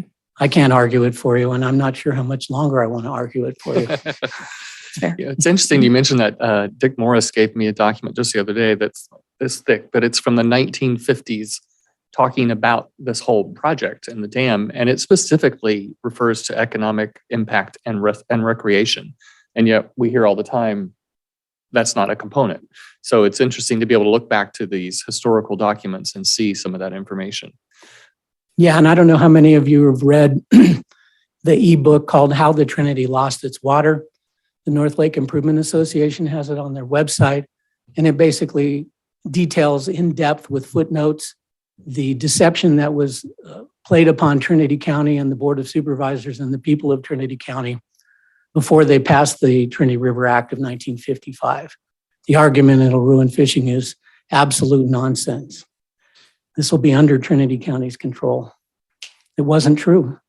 And it's good to look at that to realize how deeply the county was deceived. For instance, the low flows they came up with in the 55 Act, they took the average of the lowest summer flows and they gave us that rather than averaging the high and the low flows.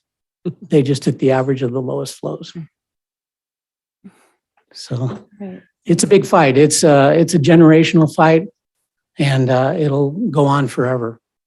But you need to have the resources to fight it. And up until now, you haven't really had them. Tom, I just want to say thanks for all your support to the county and specifically your recommendations and acknowledgement, of Patrick and also, the potential for some sort of natural resources element on the county staff to work some of these, and then your recommendation for how we move forward. I certainly appreciate the input and your recommendations. Sure, I'm happy to help anytime. Thank you. Thank you, Tom. Thank you. Appreciate you. Have a good day. You as well. All right, it is 10:42. We're going to take a 5-minute break and then we'll be back in session.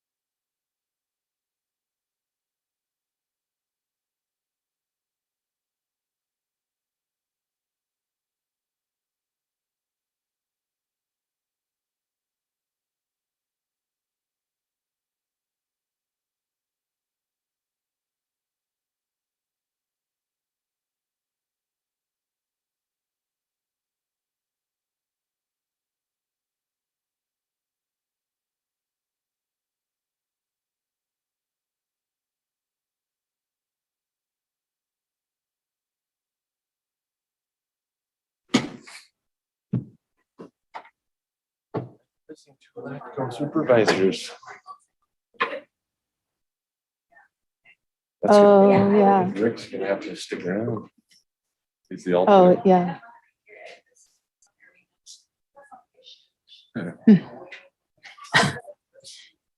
Okay.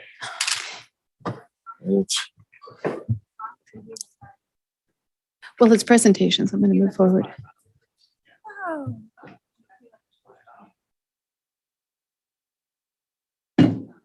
Oh.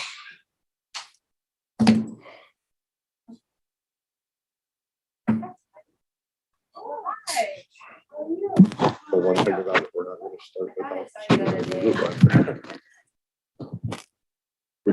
We can't jump ahead of it, but later did we don't have to quorum. It is just presentations. He'll be in here in a second. We got hijacked. Hijacked by somebody? You want to announce that? I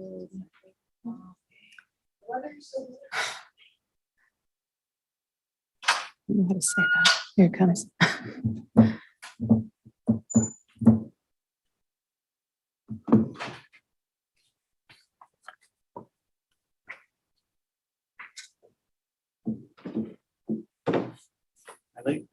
Yep. Sorry. All right.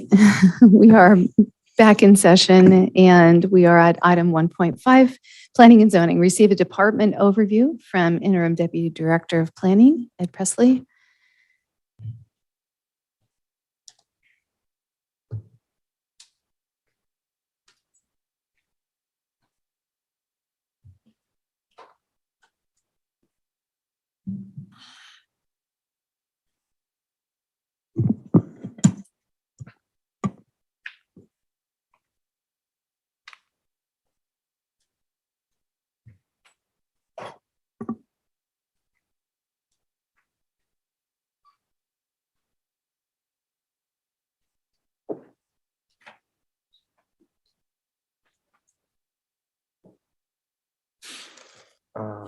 Yeah, I can. Good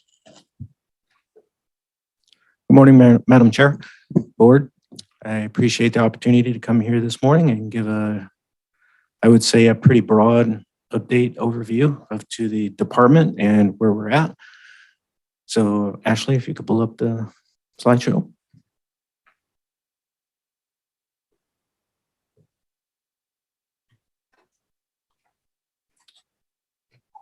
All right, so here we are. It's been a long time coming. It's been about a year and a month, I think, since I started in this position. And I can honestly say that no 2 days were ever the same. And it's been a challenge from day one. It's been a great learning process. And it's been awesome just to get to know everybody that's involved. The planning department itself is often referred to as the building and planning department, but it also is broken down into 4 divisions. And that is building, cannabis, environmental health, and planning. So there are currently 22 of 30 personal allocations filled, and that's a 73.33% employment rate. I wanted to highlight that at the beginning. But I also wanted to state that, the planning department is a key enabler and supporter of economic development throughout the county. And so what we're going to do here this morning is just kind of walk through all 4 divisions so that you can get a better idea of what we do on a day-to-day basis. So we're going to start with the building division. I wanted to go alphabetically just to avoid any kind of craziness and give some kind of structure from the beginning. Next slide. All right, so let's start off with the building division personnel. There are 4 allocations and 3 of them are filled. And we're going to start with our admin coordinator, Zach. And so I just wanted to give you a little bit more of a personal overview of personnel, so it gives you some idea of what these people actually do on a daily basis. And just as a disclaimer up front, I also wanted to mention that this slideshow is very personalized. So when I sent it out to the 4 divisions, I got input from them. And so we have a bunch of different pictures along the way so that you can see there's a human side to these folks that are toiling and literally in the middle of arguments, fights, trying to get it right on a daily basis. So Zach ensures applicants are submitting all applicable documents in regards to the permit that the applicant is applying for. He's also there to answer any submittal questions, verify that all the permit fees are received before issuance. Jeff, yeah, that's next. Jeff is our code compliance lead worker at the building department. He performs code enforcement duties, including building and zoning violations countywide. Kind of an interesting point, the way that it's broken down is Jeff takes care of everything from Hayfork Summit South, and Cody takes care of all building violations, everything from Hayfork Summit North. So it's broken down kind of regionally like that. So everybody is aware of what their priorities are. And Jeff, he assists the public at the front counter with technical building questions, covers building inspections south of Hayfork Mountain, as I said, but he can go anywhere. They're interchangeable, but that's just their basic regional responsibilities. And then he can fill in either Jeff or Cody for whatever's needed. So next slide. Yep. So Cody's next. He inspects everything north of Hayfork Summit. He assists with the public answering questions, technical nature questions. He's administrator for the SmartGov permitting system. And he's also the backup for the accounting position. He's been there for a little bit and he's kind of a jack of all trades over there. So it's very good to have Cody there. Our building inspector 3 position is currently vacant. We do have a retired annuitant, Jim Santiago, filling in that role for now. But we do believe we'll have a building inspector 3, hopefully by the end of the month, ready to go. Next slide. I'm sorry, can you say that again? So the building inspector 3 position is vacant currently, but we should have an ability to fill it by the end of the month. Oh, okay. It is already funded or not funded? It is funded, yes. Oh, okay. So we just haven't been able to. So I'm just trying to figure out when you say we should have an ability to fill it, is it, I'm getting into something I shouldn't? Kind of. Okay, that's fine. There's somebody going through and getting some certifications. And once those certifications are completed, then they will have the appropriate qualifications for the building inspector 3 position. Gotcha. Yep. And if that's the 4 personnel, so there isn't somebody who runs this department on it as its own, you just have these people that report up then to you, is that correct? Correct, but since Cody is kind of the lead inspector, he's the one that's filling that role for now. Okay. All right, so we're on to the next slide. So the bottom line is the building department's goal is to ensure proper standards are met at the local level to safeguard lives, property, and the general public health, safety, and welfare of the residents. It ensures this through the building permit process by performing inspections and meeting and discussions with the public in regards to the specific building projects. Building department staff ensure the applicant documentation is complete and correct and loaded into SmartGov for tracking, which is very important if we ever need to go back and find out where something is in the process. Next slide. So we'll talk a little bit about the process here. The building department applications are reviewed by the building division and then are sent to environmental health, cannabis, or planning divisions if applicable, and then brought back to the building department. Staff review building plans and other required documents to ensure they comply with Trinity County ordinances and California state building code requirements. Building department staff regularly rely on each other to help out with other duties as needed. And that's kind of the standard across the board, I think, with Trinity County. You usually have people that wear different hats because the manning is just what it is. And it reinforces the main goal is to always help the public move forward with their project in an efficient manner. And that's most important. Next slide. The building department is a general fund / cost recovery department. A fee study has been completed and approved by the Board of Supervisors. So there has been a little bit of an increase in some of the permits. And construction permits are the bulk of the revenue source. And just to kind of give you an idea, they processed to date, so this was a couple of weeks ago when all this was written, 557 building permits over the last year. So it's quite a significant amount of work just for 4 people over the course of a year. And that was the last year? Yes, to date. Well, a couple of weeks ago.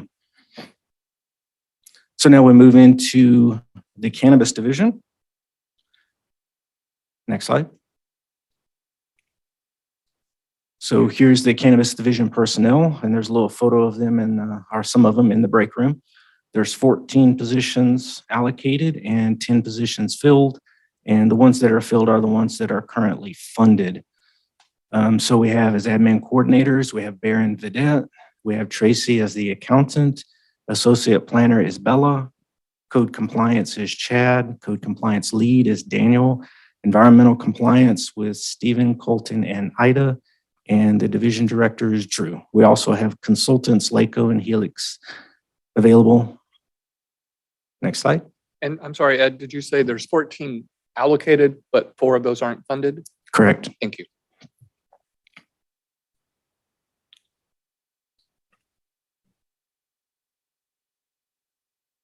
Okay, so we get to the next slide. Basically, it's the goals and rules of operation here. Where are we trying to go? So we want to successfully regulate the cannabis industry in Trinity County. I think that's first and foremost. And that we do that by getting licensing applications through the process. And those are CEQA compliant applications. And then we're in the course of updating the cannabis ordinance and streamlining policy initiatives. You know, every day is always evolving of things that we could have done better. And so the team is consistently looking at things like that so that we can get to a better place tomorrow. Simplify a complex, that's a little bit of a typo there, ever evolving process, comply with CEQA, like I said, and mitigate environmental issues.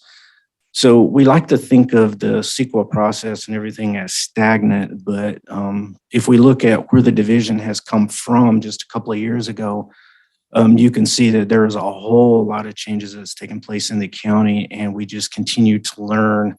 And part of that learning process is the ability to communicate effectively with the public. That's a huge part of the entire process.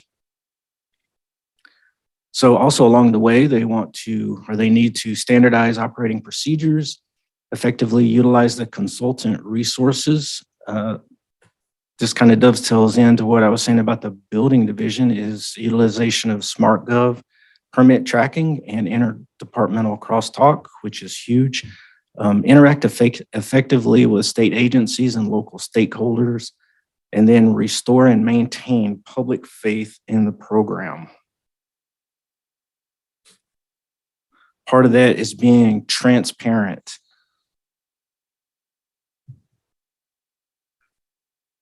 So on to budget, the cannabis division is a grant funded / cost recovery department with hopes that it will be viable and only cost recovery at some point because the grant will run out. A fee study is currently being completed. They're utilizing the local jurisdiction assistance grant. And of course, that can fund the program initially, but eventually it needs to be able to stand on its own 2 feet.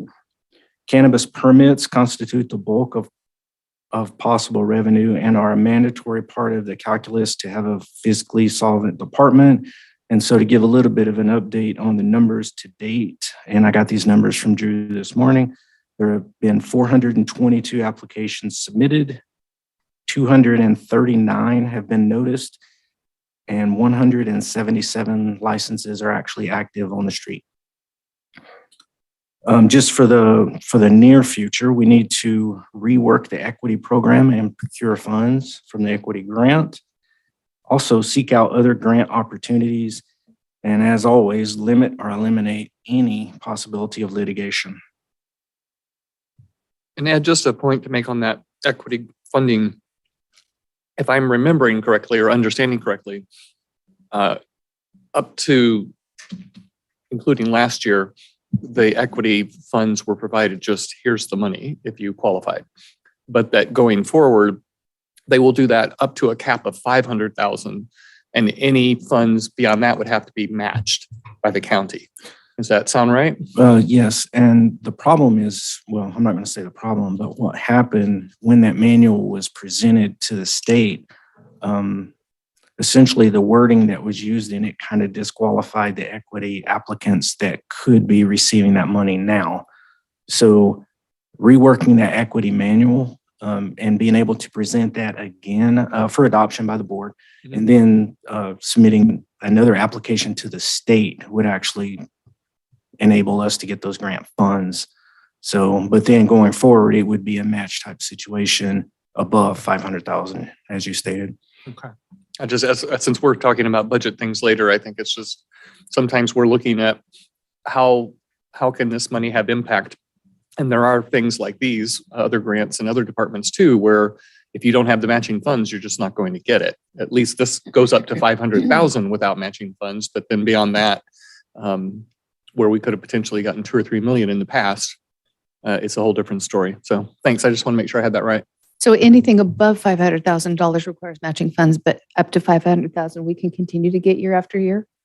As it stands now, that's my understanding. Yes, but we actually have to rework that equity manual and have it submitted and approved before we can be eligible for those. So we're eligible for them, but we have to have that manual meet state requirements before we can actually get the money. And that's being worked on? Yes. And what's the match? Do you know? Is it a percent? If you go above the 500,000? It'll be a percentage, but I'm not clear on what the actual percentage is. Sorry. I thought it was can a dollar find for dollar. That if you wanted to get up to 1 million, then 500 was quote free. The other 500, you have to put in 500. That's what I thought, but I could be wrong. Well, that's typically the way that the grants work, and that's what makes it so problematic. So if you want X, you have to be able to submit X. So basically, it's a match from the state of basically whatever the county can provide.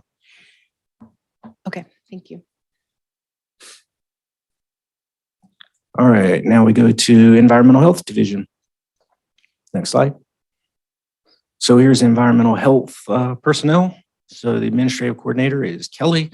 Community health worker currently is Cassie.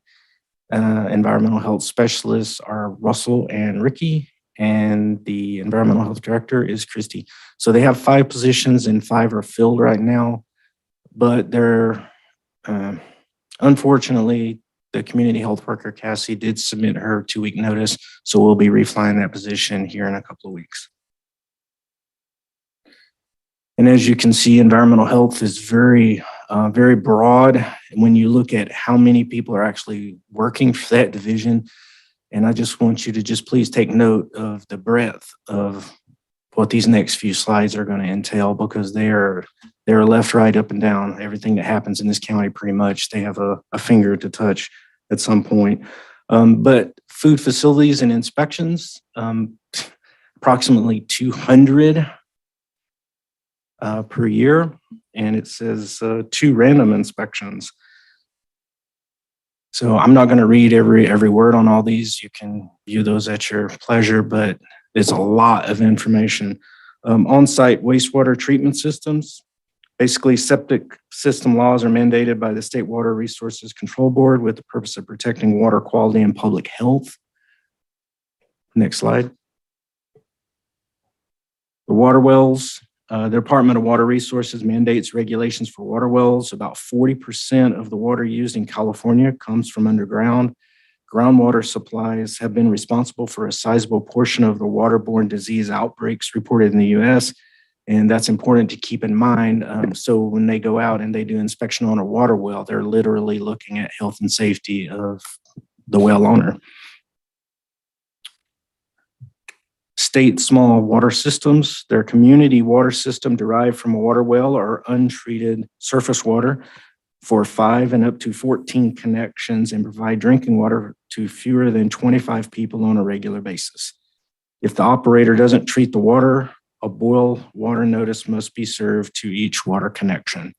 And we do have those from time to time. Regulation of septic pumpers and emergency water haulers.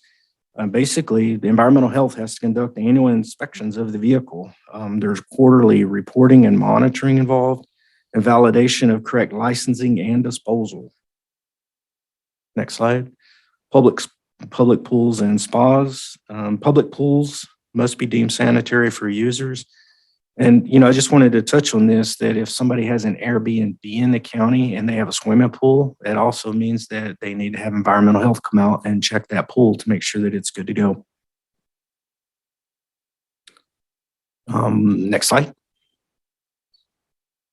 Oh, it's okay. Body art facility. Trinity County currently has 2.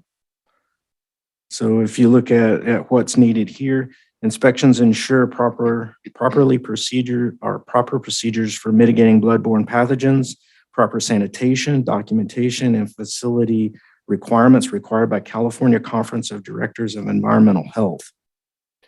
Next slide. Emergency response. I think we've all seen Christy and the team going out during the numerous disasters we've had over the recent years. She's in there, the team's in there, assessing damage. Next. Emergency hazmat response. So some of these will come up in the middle of the night. We may not even hear about them. A lot of times we don't even know they even happen unless you're in the chain to receive the information, like from CHP or the sheriff's office. But there's been spills on Highway 36, Highway 299, just things that they get called to in the middle of the night. So while the rest of us are sleeping or not in a response type situation, environmental health will get called out and they will have to go and respond and determine what's the best measures to go forward to prevent further damage in the community or in our rivers. So they work with code enforcement as well, responding to citizen and allied agency complaints regarding air, water, sewage, housing, solid waste, food, hazardous waste, and other nuisance complaints.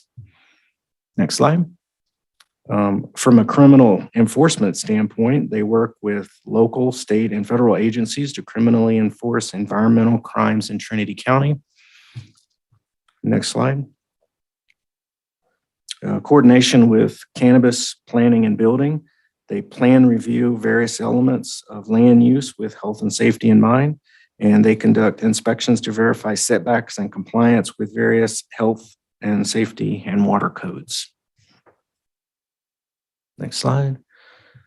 Solid waste regulations. They inspect all solid waste sites monthly, quarterly, and annually as needed.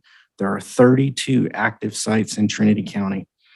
They ensure all health and safety codes are met for water quality, hazardous waste, universal waste, and green waste. And they also participate in load checking and separation assurance for waste stream.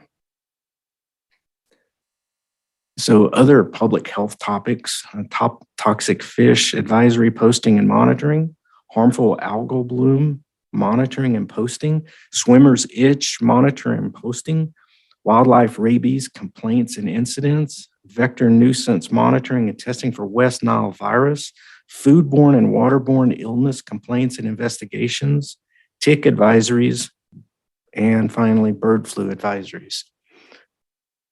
And as you can see, the exhaustive list there, and it's not even exhaustive because if something does come up and there's a gray area, they may respond just to render their assistance. From a budgetary standpoint, they're a general fund / cost recovery department. The fee study has been completed and approved by the board. They receive monies from permits for food facilities, wells, sewage disposal, small water systems, swimming pool, and it's supplemented also by emergency services fees, state and federal aid for disasters, interfund revenues, and health realignment funds. So it's quite broad. I could probably spend 4 hours just on this, but just paring it down to give you a 15 to 20 minute overview. So we're moving forward to planning division. Next slide. So here's the current personnel. Admin coordinator is Debbie. The assistant planner is Mitchell. The associate planner, we can kind of put an asterisk there. We do have someone that we flagged the position and the position was accepted and they are due to begin on July 7th. So we're very pleased about that.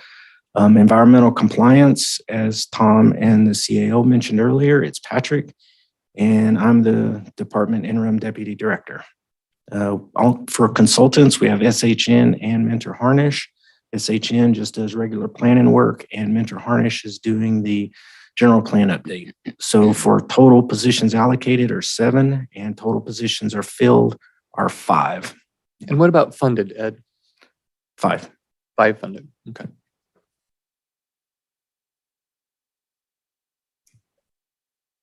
And so when you think about the planning division area of responsibility, this is kind of where it's at. It's all over the place as well. So it's kind of anything that has to do with reviewing any kind of project in the county. I did put an asterisk there for the general plan update because that's a high visibility item. It's going to be taking place here over the next couple of years. But pretty much everything across the board as well. Next slide. For environmental compliance, hopefully will be a natural resources kind of a division at some point. But for now, Patrick oversees the Trinity River Restoration Program as a technical representative for Trinity County. He works on floodplain management, community rating system administration, Surface Mining and Reclamation Act compliance, less than 3 acre conversion permit review and coordination with CAL FIRE for compliance inspection, and then peer review of planning use permit applications.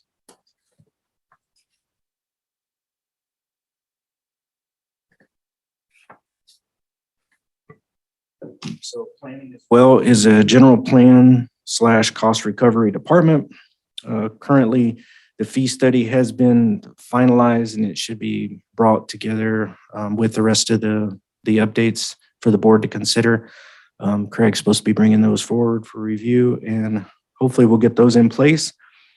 And then, like I said, July 7th will be a good day because our new associate planner starts that day. There's a whole bunch of revenue sources that are potential on there. And next slide.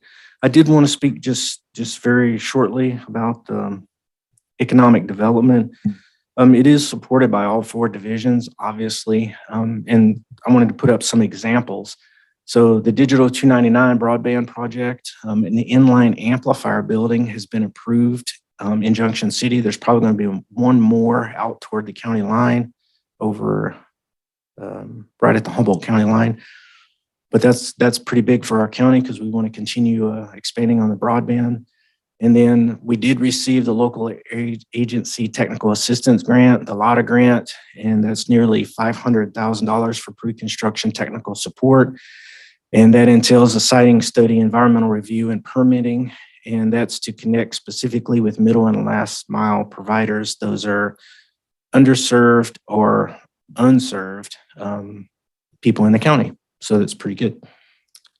Business growth, we need more. We got 2 on the books right now, a grocery outlet we're working through right now. They're trying to work through the environmental compliance aspect of their project. And then we have Roundtable Pizza that's going to be rebuilt into the same footprint that it was before. And that one's being looked at right now. Actually, it's been referenced out to environmental health. So they're reviewing it now. But we always need more. As far as ordinances, it's just some of the other stuff. We don't want to limit anything. We want to get everything out there that we can. The limited density or rural housing was recently approved. And so we were very glad on that. And then the electric vehicle charging station permit streamlining ordinance has been reviewed. I just want to caveat that just as an example. We're probably going to be bringing that back on July 18th just to be reviewed because we still technically are out of state compliance. But I'm going to bring that back on July 18th for everyone to consider, or for the board to consider.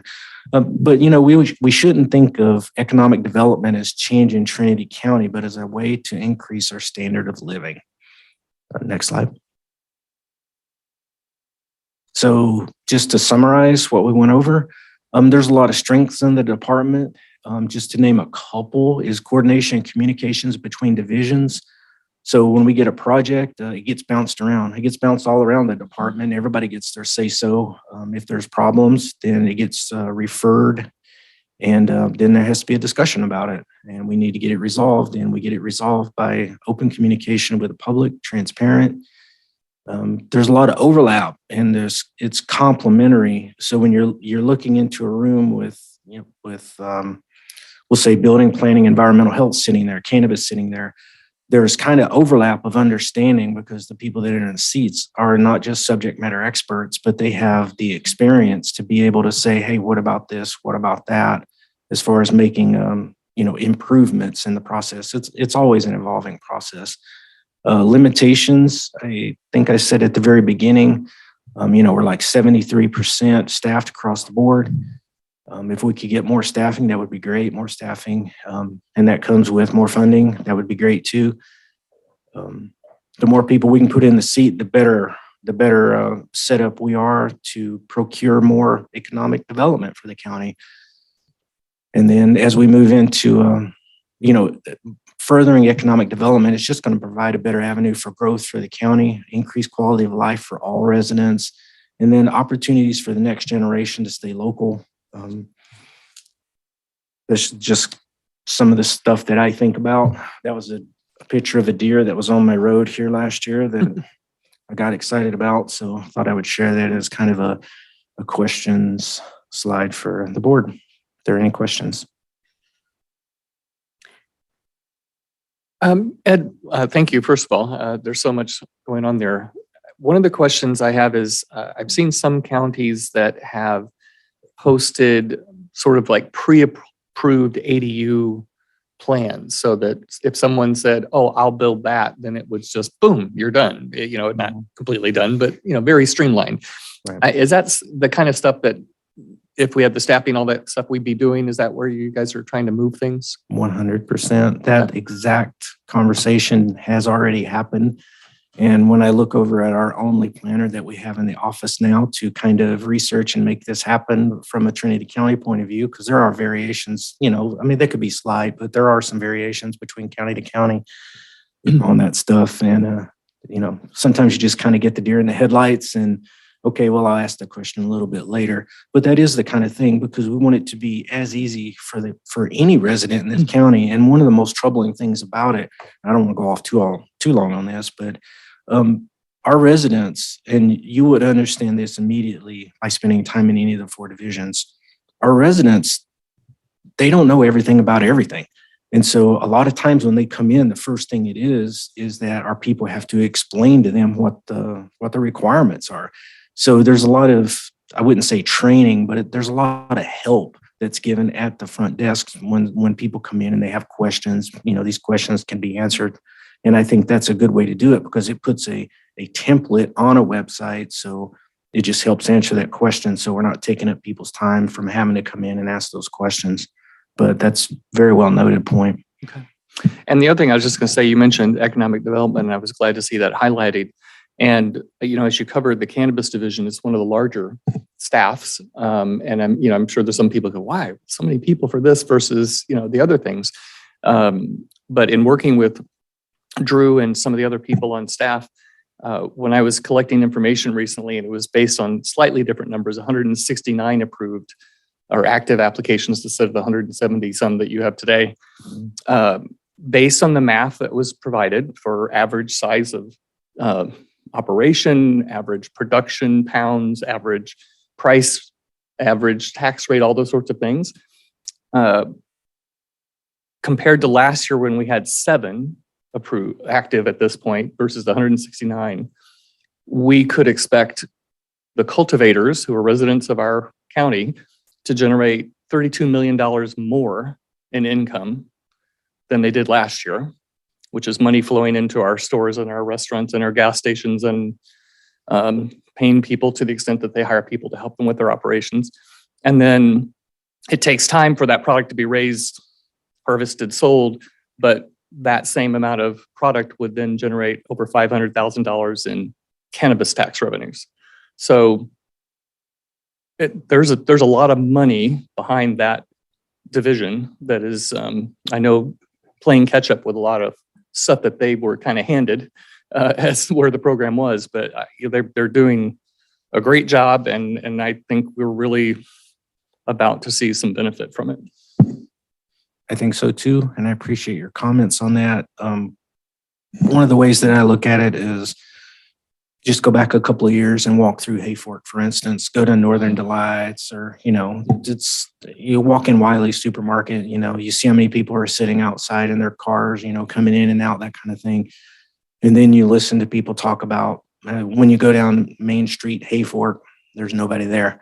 And that's people that could be spending their money on those businesses. And it's the same thing here in Weaverville. These people come through and they spend, money in all the businesses. It's not, I would say a large degree of it is they're not earning the money and then taking off somewhere else because this is where they live. So, and there are a large amount of those, and I don't know the exact percentages, but a large amount of the people that are in the cannabis industry live here. This is their home. This is, so that all they do is pump that money right back into the system, for everyone else. So it's kind of a trickle down, even though I don't want to use that terminology, but definitely agree with you. And it'll take a while too, because like all farming, you put all the money in up front to get going, which some of these have been having to do for years. And then, finally you get to harvest and sell and so on. But anyway, I'm done. All right. Thank you. Appreciate your slide deck, your efforts. Enjoyed the pictures. Appreciate you applying the names to the positions. Helps all of us kind of put people at the right place and really be certain as to who's doing what. Also appreciate that it was, we were systematically moving through each of the departments of the county. This was something that was set up by our interim CAO Garza. And so we're still in that process. And so focusing on building planning, environmental health, and cannabis today. Appreciate that. All right, moving on to our item 1.6, transportation. Receive a presentation from Caltrans District 2 System Planning regarding the State Route 3 Corridor Plan. With us today, we have Natalie Kinney. She's the Associate Transportation Planner, and Erin Casas, thank you, apologize, Senior Transportation Planner. So welcome to both of you. Appreciate you being here. Hello, thank you for having us here today. When you're ready for the PowerPoint.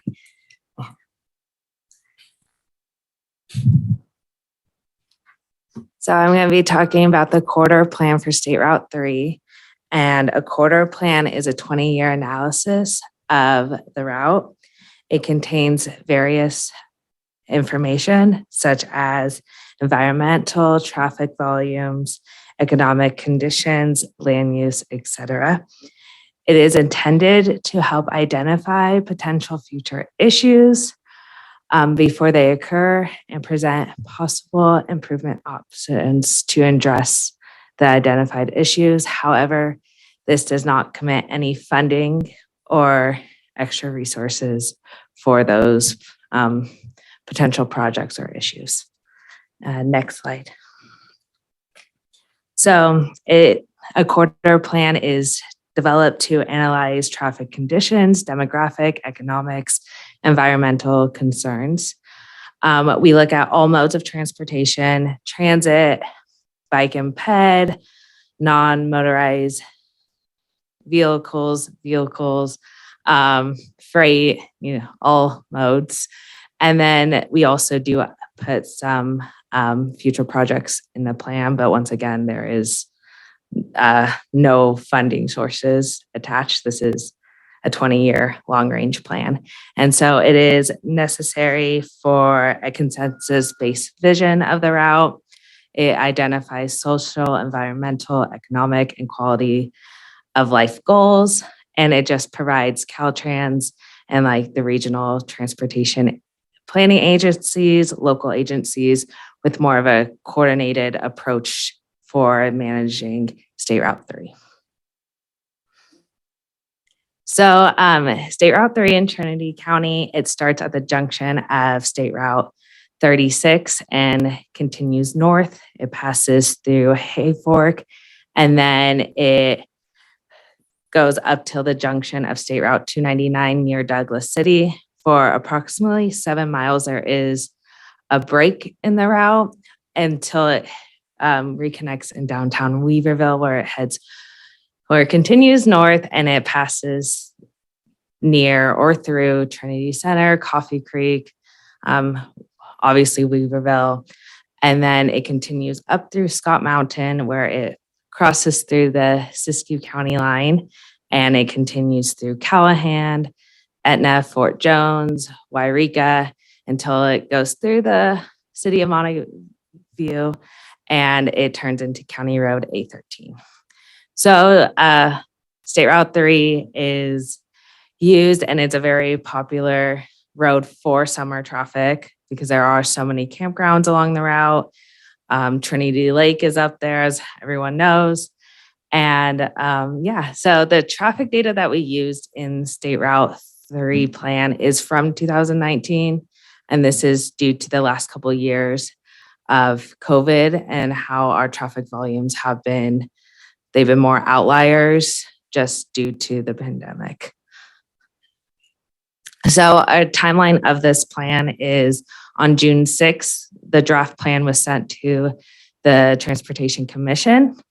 And then they're going to have a 30-day period, so until July 7th for comments. And then July 21st, we're going to go through those comments for the next 2 weeks after that. And then July 21st, we're going to send it out for public comments and review. And that's also going to be a 30-day. And that will end, that's supposed to say August 21st, sorry. The comment period will end. And then August 18th, we're planning on coming back and asking for the letter of concurrence for the plan. And then hopefully we'll have it adopted by the end of August, early September. And next slide. And that's my presentation. So thank you very much. I have my contact email and number up on there. I also have some business cards with me if any of you would like them. Thank you. Where would people look for information? So right now it's just for the agencies and like Transportation Commission. And then when it goes to public comment, we will be posting information on where to get that on our website. Okay. Yes. Right. Thank you. Thank you both for being here. Appreciate your patience this morning. Yeah, thank Good you. to hear from you. Yes, thank you. All right. Moving on to public comment. This time is for information from the public on matters not appearing on this agenda or within the consent calendar. All comments are limited to 3 minutes and must pertain to matters within the jurisdiction of this board. When addressing the board, please state your name for the record and address the board as a whole through the chair. No action or discussion will be conducted on matters not listed on the agenda. However, the chair may refer the subject matter to the appropriate department for follow-up or schedule the matter on a subsequent board agenda. Good morning. Morning, Madam Chair, Board. My name is Diane Dara. Did you know that I'm the last Trinity County employee at the Child Support Office? That there is a Trinity County budget being handled solely by Humboldt County employees effective July 1st, 2023? That the MOU as written between Trinity and Humboldt County states that each county is legally responsible for mistakes found in their respective counties? That as long as there is a superior court in Trinity County, law requires that a child support office must also be in the county? That as now Trinity County has no access to the Trinity County records as they are on the Trinity County or Humboldt County servers and must be requested through Humboldt County? That any financial audit findings must be paid back with county general fund dollars and not the child support allocation? That the IT contract between Trinity and Humboldt counties for the current fiscal year, which ends June 30th, has not been finalized and is still waiting for Humboldt County staff to move it forward? That I've been responsible for reporting both Trinity and Humboldt County expenses to the state since July 1st, 2019, when the state switched to a new reporting system and method of reporting? That I've not received an evaluation in over 2 years? That line staff in many county agencies here in Trinity County come in on their own time to cover duties that no one else knows how to do or thinks of in order to keep the work flowing timely? That in less than a year, my grandson was earning half as much as me per hour at a fast food establishment? Did you know that I'm walking away from a 6.5% increase this close to retirement due to lack of leadership at all levels? That the newest employee has been hired in the Weaverville office was the straw that broke this camel's back, as I cannot hear another slanderous remark made about people and places in Trinity County without losing my cool. Did you know that in my 32 years working for Trinity County, I only had one department head or supervisor ask about the regionalization with Humboldt County, and that was our former personnel director, Shelley Nelson. The only supervisor to ever ask me questions about something from our department was Jill Cox. That I had an administrator tell me to do something that would have been an audit finding, but instead I contacted the state to confirm my understanding and was able to do my job correctly. That when there is constant turnover at line staff level in any department, maybe you should start looking at the managerial and department head level for reasons as to why. You can't always blame the job or the people taking the positions. That all staff meetings have been held in church sanctuaries during the last year, which make some staff feel so uncomfortable that they do not attend. Did you know that the union has been made aware of these contracts and the departments they affect? And in the event that the staff are penalized for not attending all staff meetings? Did you know that upper management has connections to these sanctuaries? So contracts could be perceived as having a conflict of interest to be entered into to begin with, besides the possible liabilities of religious conflict at a government agency. Did you know? Do you care? Peace. Thank you.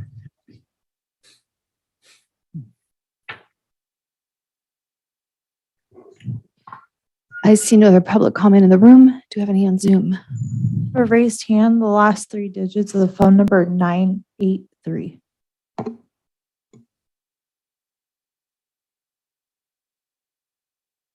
This is Jeff England. I wanted to, good morning, board.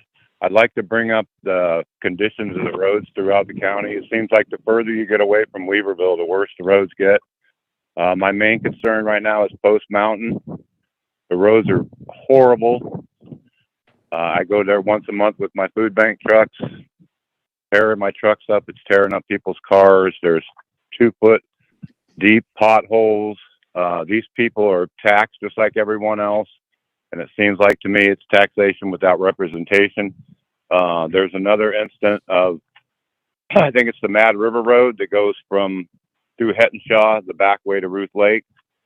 It's been slumped off and the road's been closed. That means there's only one way out of Ruth Lake.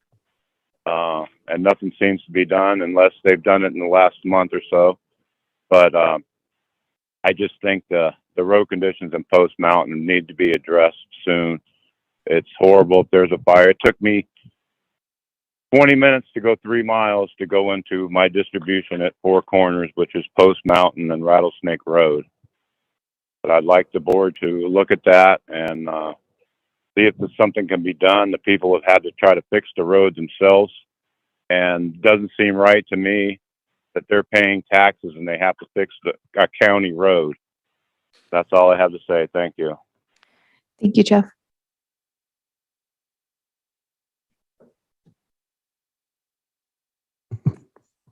I have no other raised hands. All right. Thank you.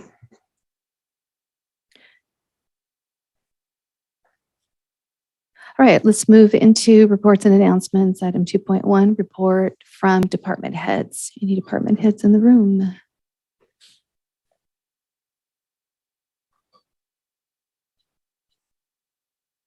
Good morning, Chair, members of the board and staff. Liz Hamilton, Director of Health and Human Services and Director of Office of Emergency Services. I would like to yield my time to Skylar Fisher, Fire Safe Council Coordinator, to discuss our partnership and some of these community meetings that are coming up. And so if with the board's or with the chair's permission, if that would be okay? Yes, thank you.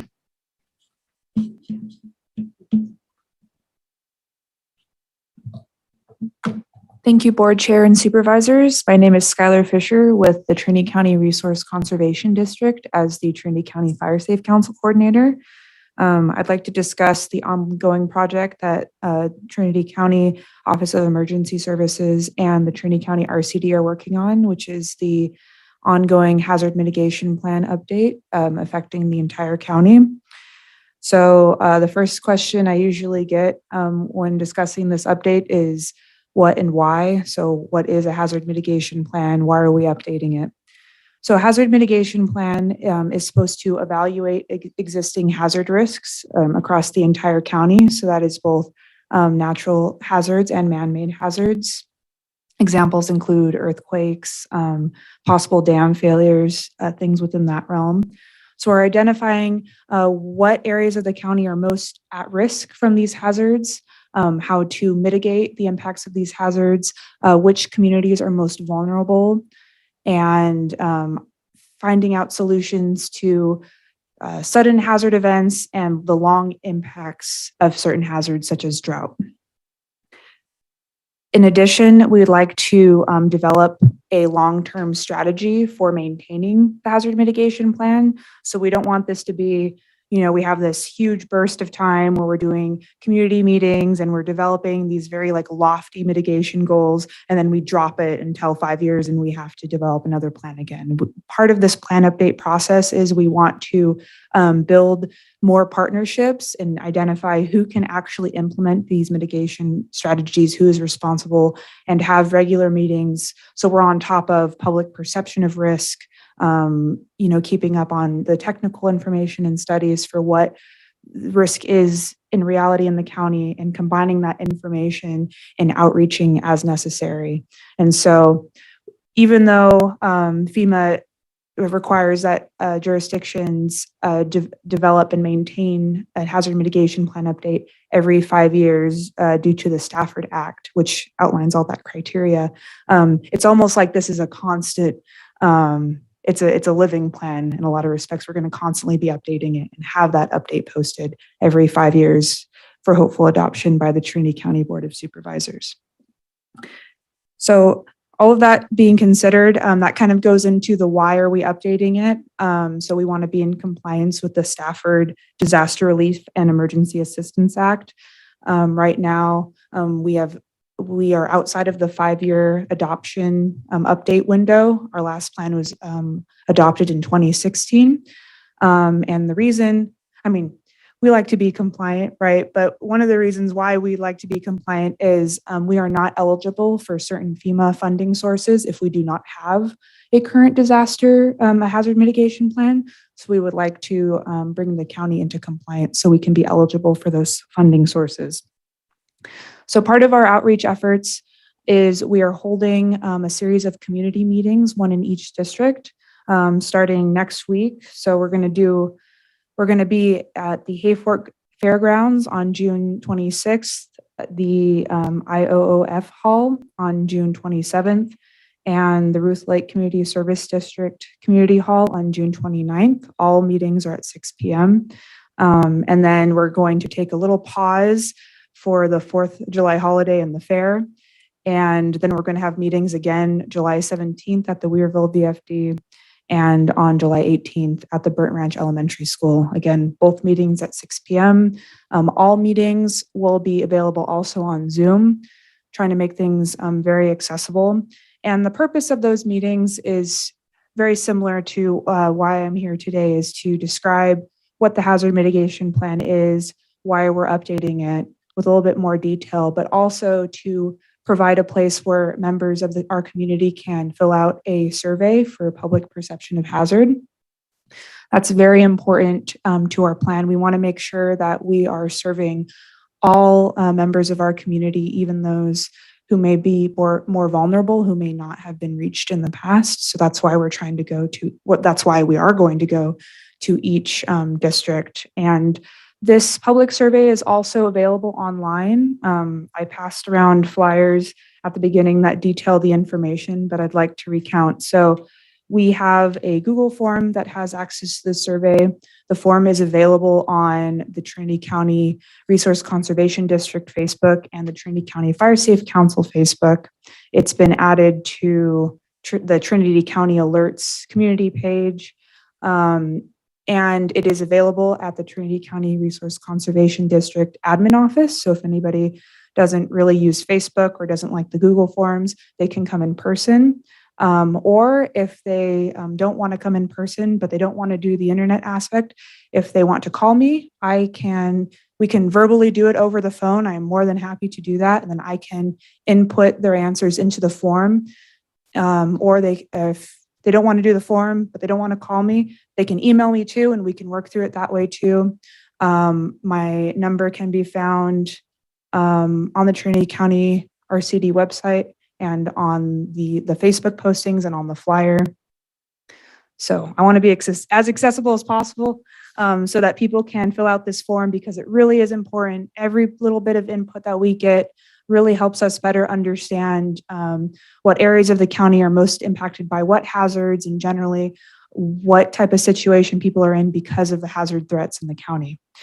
So that is my spiel about the hazard mitigation plan update. I encourage everyone to either attend meetings or to fill out the survey online, because that would be Super. We're really hoping to get this plan updated by the end of the year. That is our goal. So I'm cheering us on to meet that deadline, and I can answer any questions if there are any questions. Thank you. Thank you, Skylar. Questions? Skylar, I'm wondering, how long would you estimate it'll take to complete the survey? Oh, 5 minutes at most, I would say. Thanks. Thank you. Thank you. All right. Any other department heads in the room? Any on Zoom? I have no raised hands. All right.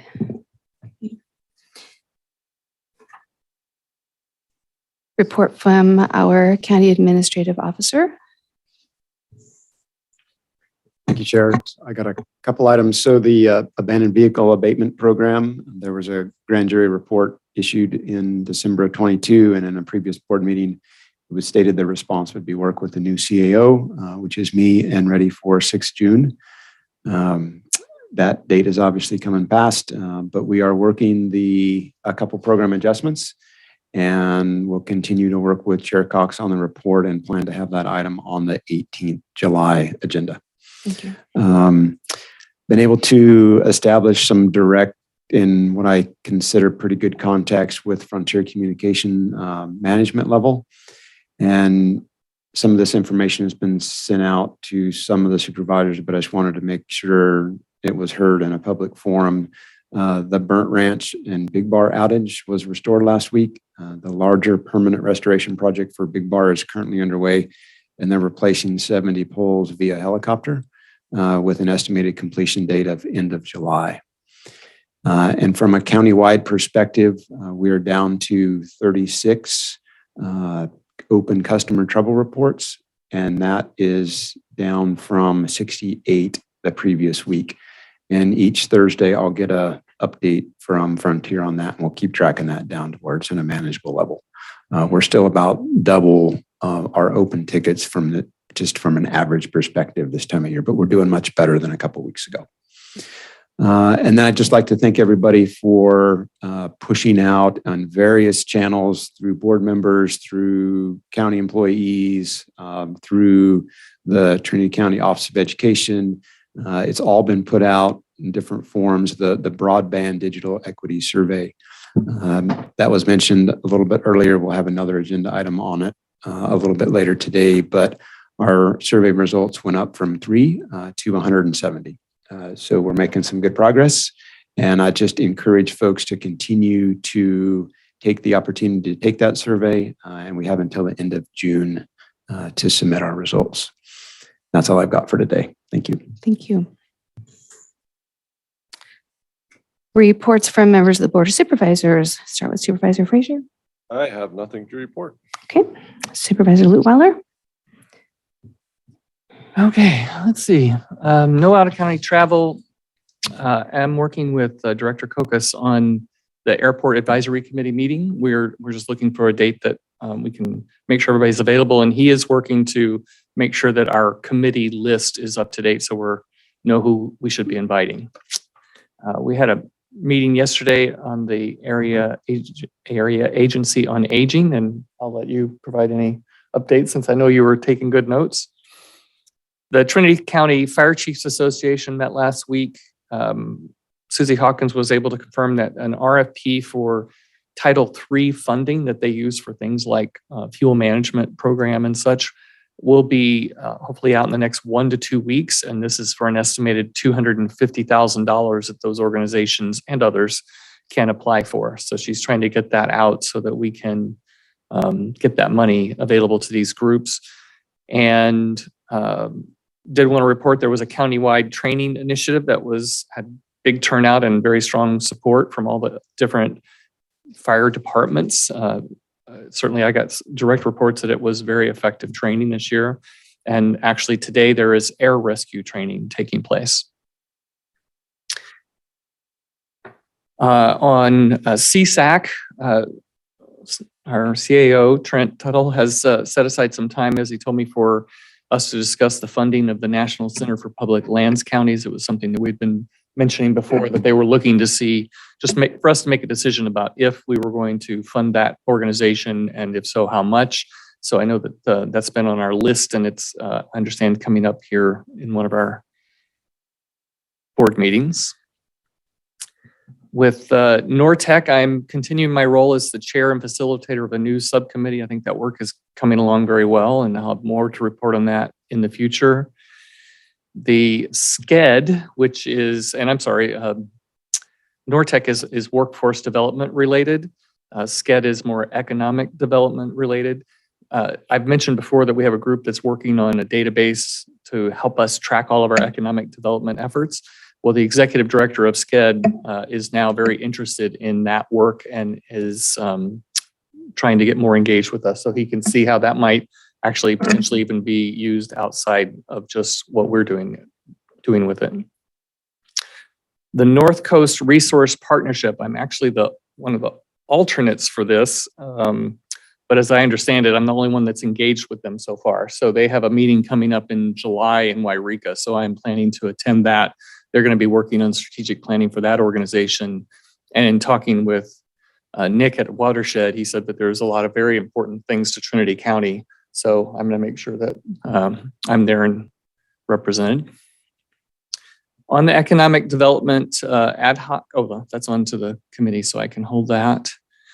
The Trinity Lake and River releases, as we've heard today, a lot of work going on with that and something on the board. I am hosting a town hall meeting at the request of some residents in Trinity Center. It'll take place at the Oddfellows Hall on June 28th from 5 to 7 p.m. And Trent is going to join me. It sounds like Tom will as well. That's great. And then I did want to compliment Trent for your work on Frontier Communications. We kept trying to get their attention, and it seemed like we got their attention, but not necessarily results, and you're getting results. So thank you very much. I know that's well needed. I'm sure Heidi would be here thanking you very much from her standpoint. And the only other thing I wanted to mention, it was kind of related to what Ed was talking about with some of the environmental health, I think, but I had a meeting with 2 operators of water truck companies yesterday. And the message from them was basically, we think we're the only 2. There might be one more completely legal compliant water truck delivery companies in the county. And we're about to go out of business because we're being undercut by all the illegals. And so we were trying to talk through what could we possibly do to help make sure that they can thrive, because we need them and we need it done legally and safely. So Trent, I'll be getting with you, but I just wanted to kind of bring that up. They gave me some good information, and I've just got to work it out in my head before I share it with you, and then see what we might be able to do for them and for ourselves. And I'll save the rest for the committees. Okay, thanks. Very good. All right. Can you post that, Ashley, or do you need a minute? It hasn't emailed through yet. Okay. I will do that last. All right. Let's see. On June 7th, I did attend the Journal Plan Update meeting of the advisory groups, and just want to express appreciation for the investment of time and energy of those who are participating in that effort. On June 9th, I attended a virtual seminar entitled Keeping Your Home Protected When Insurance Options Are Limited and Expensive, and it was put on by United Policyholders. The webinar covered what to do if your insurer non-renews you. Is it safe to insure your home through a company you've never heard of? What is the California Fair Plan and what options does it offer? What fine print matters when buying home insurance? And questions to ask to get adequate protection in place for your home. So I will email the slide deck and the link.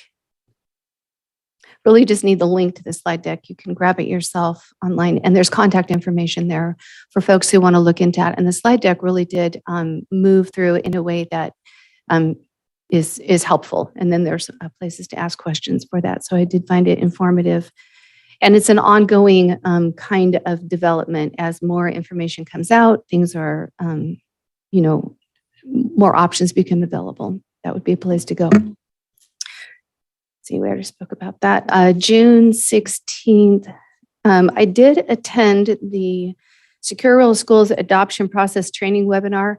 And though we went through a bit of a readoption last year, we had the opportunity to change our allocation percentages between our Title II and Title III funding, and that was all submitted timely. This is the first year in 10 years that you can swap between SRS and the, I forget what it's called, it's here.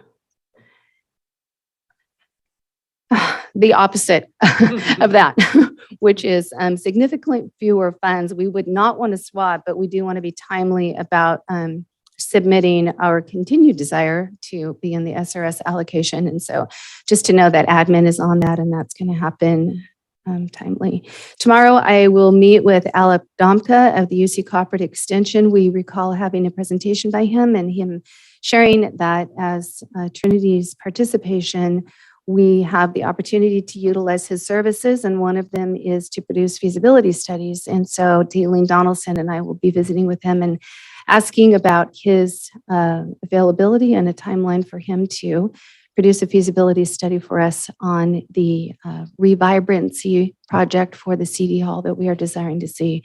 I know I had shared before that there was kind of a redirection away from the need of a feasibility study, and those circumstances have changed slightly, and it may be something that is helpful in the future. And since it would come at no cost to the county, it certainly is worth the ask. So we'll be doing that. And then lastly, can you put that picture up now? So this is fun. And I've navigated away now from what I had, but it's very exciting that our own Jeff England, associated there with Connor Nixon, were awarded for their efforts in Trinity County on our food bank. And I had the original email from Aaron Dunn and the press release that was sent out on that. So it was decided, it looks like on May 30th, this presentation took place on June 7th. And the press release, Trinity County Food Bank, under the leadership of Jeffrey England, is a nonprofit organization that distributes food commodities to low-income families in the area in which they live on a first-come, first-served basis. It describes itself as helping make the world around them a better, happier place. With the help of its staff, it organizes fundraisers, community building events, and in-depth training sessions for its volunteers. It's served the entire rural county since 1975 and has meant the difference between having a nutritious meal and hunger, and delivers food to county residents all year, regardless of the weather or natural disaster. And he was awarded there by Assemblymember Wood as the nonprofit of the year. So thank you to Jeff and Connor and the rest of your team for your efforts. And we're very proud of you and very thankful for you. So that is the end of my report. We will now move on to reports from ad hocs. We have no one here from our Trinity County Water ad hoc, so we'll move on to our cannabis ordinance update ad hoc. I think primarily the thing to report is we're in a holding pattern right now, allowing staff to put everything together, and our next meeting won't be until July 7th. And then hopefully we'll have something to go over. All right, good. All right, we'll move on to economic development. Oh, I need to back up. I apologize. I did miss the update from the PSA2 meeting. There's a couple of things here.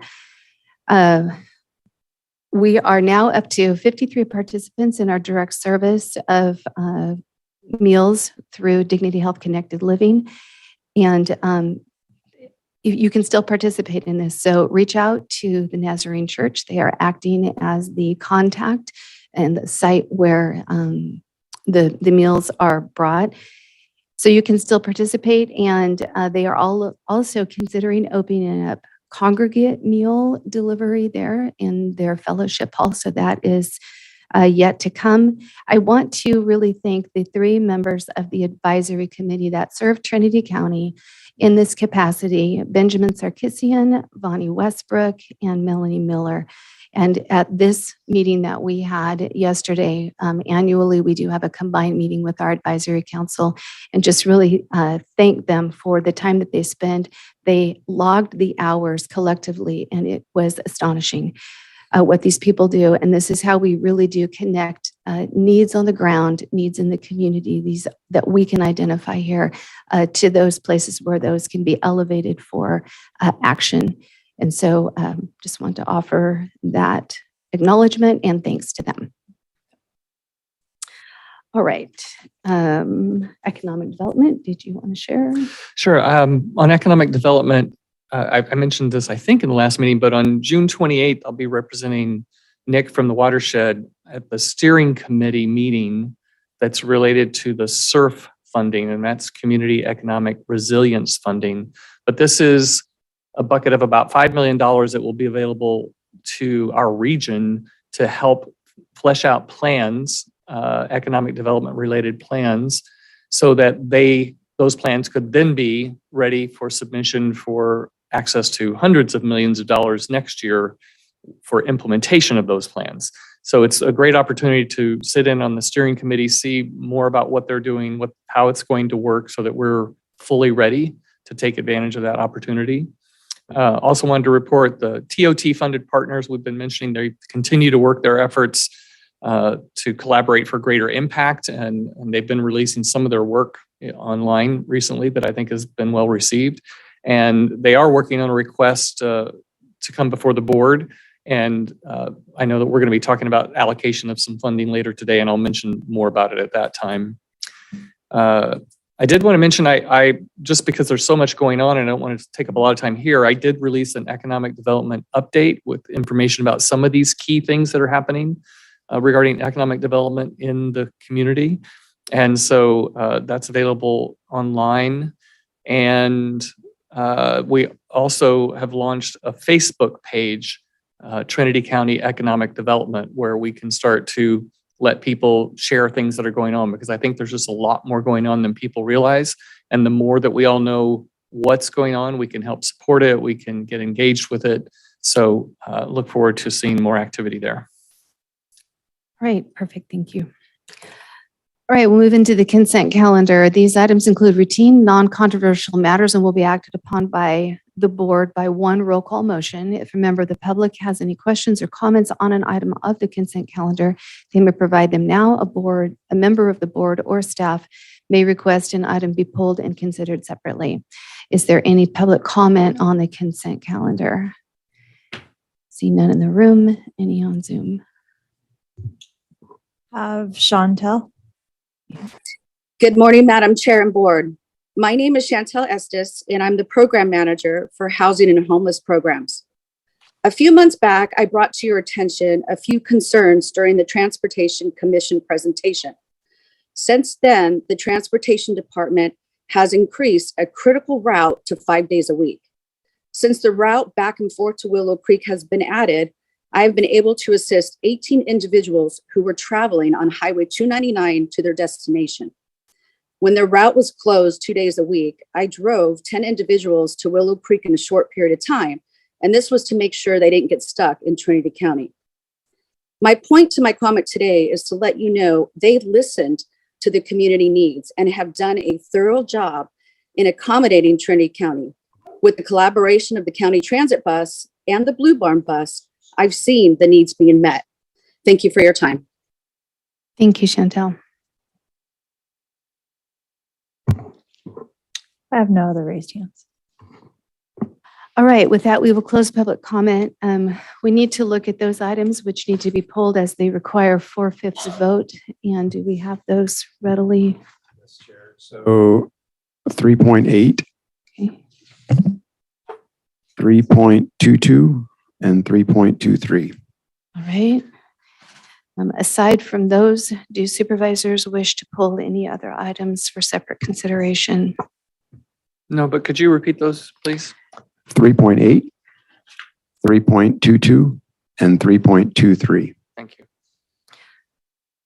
And I will just ask you to give a brief explanation as to why we're pulling them. Yes, ma'am. We just need to pull those because we only have a 3/5 majority of the board here today. We need a 4/5 for the budget adjustments. And the time factor is not a concern. It's not a concern on those three. We will bring those back to the board on the 18th of July. Perfect. Thank you. All right. With that, I would entertain a motion on the balance of the consent calendar. I'll move to adopt. I'll second. With a motion by Supervisor Frazier, second by Supervisor Lutweiler. I have a question from department. Yes. Do we want to call roll call first or take their question? Let's take the question first. Jill?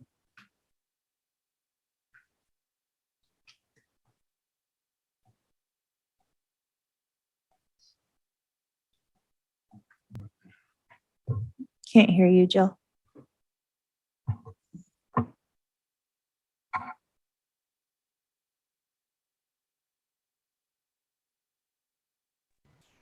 Can you hear me? You can hear you now. Okay, sorry. I'd like to pull item 3.18. There was a revision that happened this morning that it just needed to let you know of. All right. Thank you. So with that, Supervisor Frazier, would you like to amend your motion to remove 3.18? Sure. And Supervisor Lutweiler, would you second? Yes. All right. So with the balance of those four items, the motion stands with Supervisor Frazier and seconded by Supervisor Lutweiler, and you may now pull the board. Supervisor Lutweiler? Aye. Supervisor Frazier? Aye. Chairman Cox? Aye. All right, item 3.18. Moment from the sheriff. Approve an agreement with Daniel W. Harwood, MD, to perform autopsies on an as-needed basis, not to exceed $55,000 per fiscal year from the sheriff's budget. Jill, would you like to speak to that? Yes, thank you, Madam Chair and Board. This item, there was in the insurance section, there was the commercial general liability that just yesterday afternoon was requested by the doctor to be removed. I was able to speak with County Council this morning and Sean approved that. So it would just be the malpractice under the insurance and then workers' comp as well. That was the only revision. So again, just malpractice and workers' comp. Yes, okay. And then council, would you help to word this as needed? Do we need, not sure how to move this item forward. Do we just state it that way? Absolutely. A motion to approve as amended by the department to remove the section related to general liability insurance. All right. Ashley, have you captured that language? All right. Could I have a motion? I move to approve. As amended. As amended. All right. So we have a motion to approve as amended by Supervisor Lutweiler, second by Supervisor Frazier. Supervisor Frazier? Aye. Supervisor Lutweiler? Aye. Chairman Cox? Aye. All right. Thank you for that, Jill. Thank you. All right. Public hearings. Solid waste, item 4.1. Conduct a public hearing to consider taking action on protests regarding the number of units charged to residents or businesses for the solid waste annual parcel fees. Potential reduction of revenues in the amount of $100 per equivalent unit to the Solid Waste Enterprise Fund. And we have Diane Rader with us. Thank you. Good afternoon. Diane Rader, Deputy Director of Solid Waste. This is the second public hearing and for our annual parcel fee to hear protests on the number of units that we assess when we send out our billing. The fees were established by resolution in March and we sent the bills out in April and the payments are due by June 30. We've worked on resolving any issues that have come to us that were misbillings or adjustments that needed to be made. So I'm not aware of any other problems. All right, thank you. Any questions from supervisors? All right, seeing none, we will open the public hearing. See no comment in the room. Is there any on Zoom? I have no raised hands. All right. I got a raised hand. Okay. As I said that. Amber?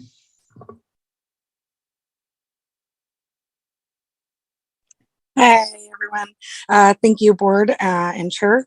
I would just like to comment. I have a commercial property with a small business that I run off of that commercial property, and I have a residential property, both in Weaverville.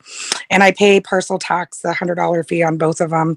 And I don't use a significant amount more that I feel like the tax would be warranted.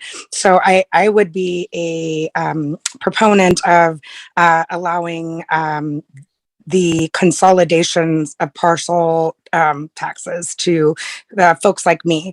I'm not making money by renting my lot out, so it's not a profitable parcel. So I could see maybe that being a gray area. Whereas if, you have a tenant, say, renting a commercial property, then that would be a little different than running a business off of it. But hopefully that would be considered. Thank you. All right. Thank you, Amber.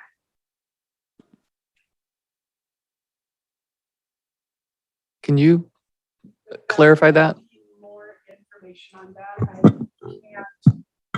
I would need to know the parcel or bill number, and I'd have to go through it to see what the actual billing was. It's something that they can contact the office. We're still within the period where we can make those adjustments, Okay. or I need more information on it. But I did not bring my whole list of everybody billed and what all of the land use codes. I can't imagine why. And what would her deadline be? It needs to be accomplished by June 30. All right. So that's a week and a half. Okay. All right. So Amber, I see head nods. You're good. All right. Great. Any other raised hands? All right. With that, we will close the public hearing. And I believe no action, correct, council? All right. All right. Thank you, Diane. Thank you. All right. County matters. Let's see. 12:10. We'll take a 30-minute lunch break. We need to see if we can be concluded by a LAFCO 4:00 meeting. So we'll limit our lunch today to 30 minutes, and we will resume at 12:40.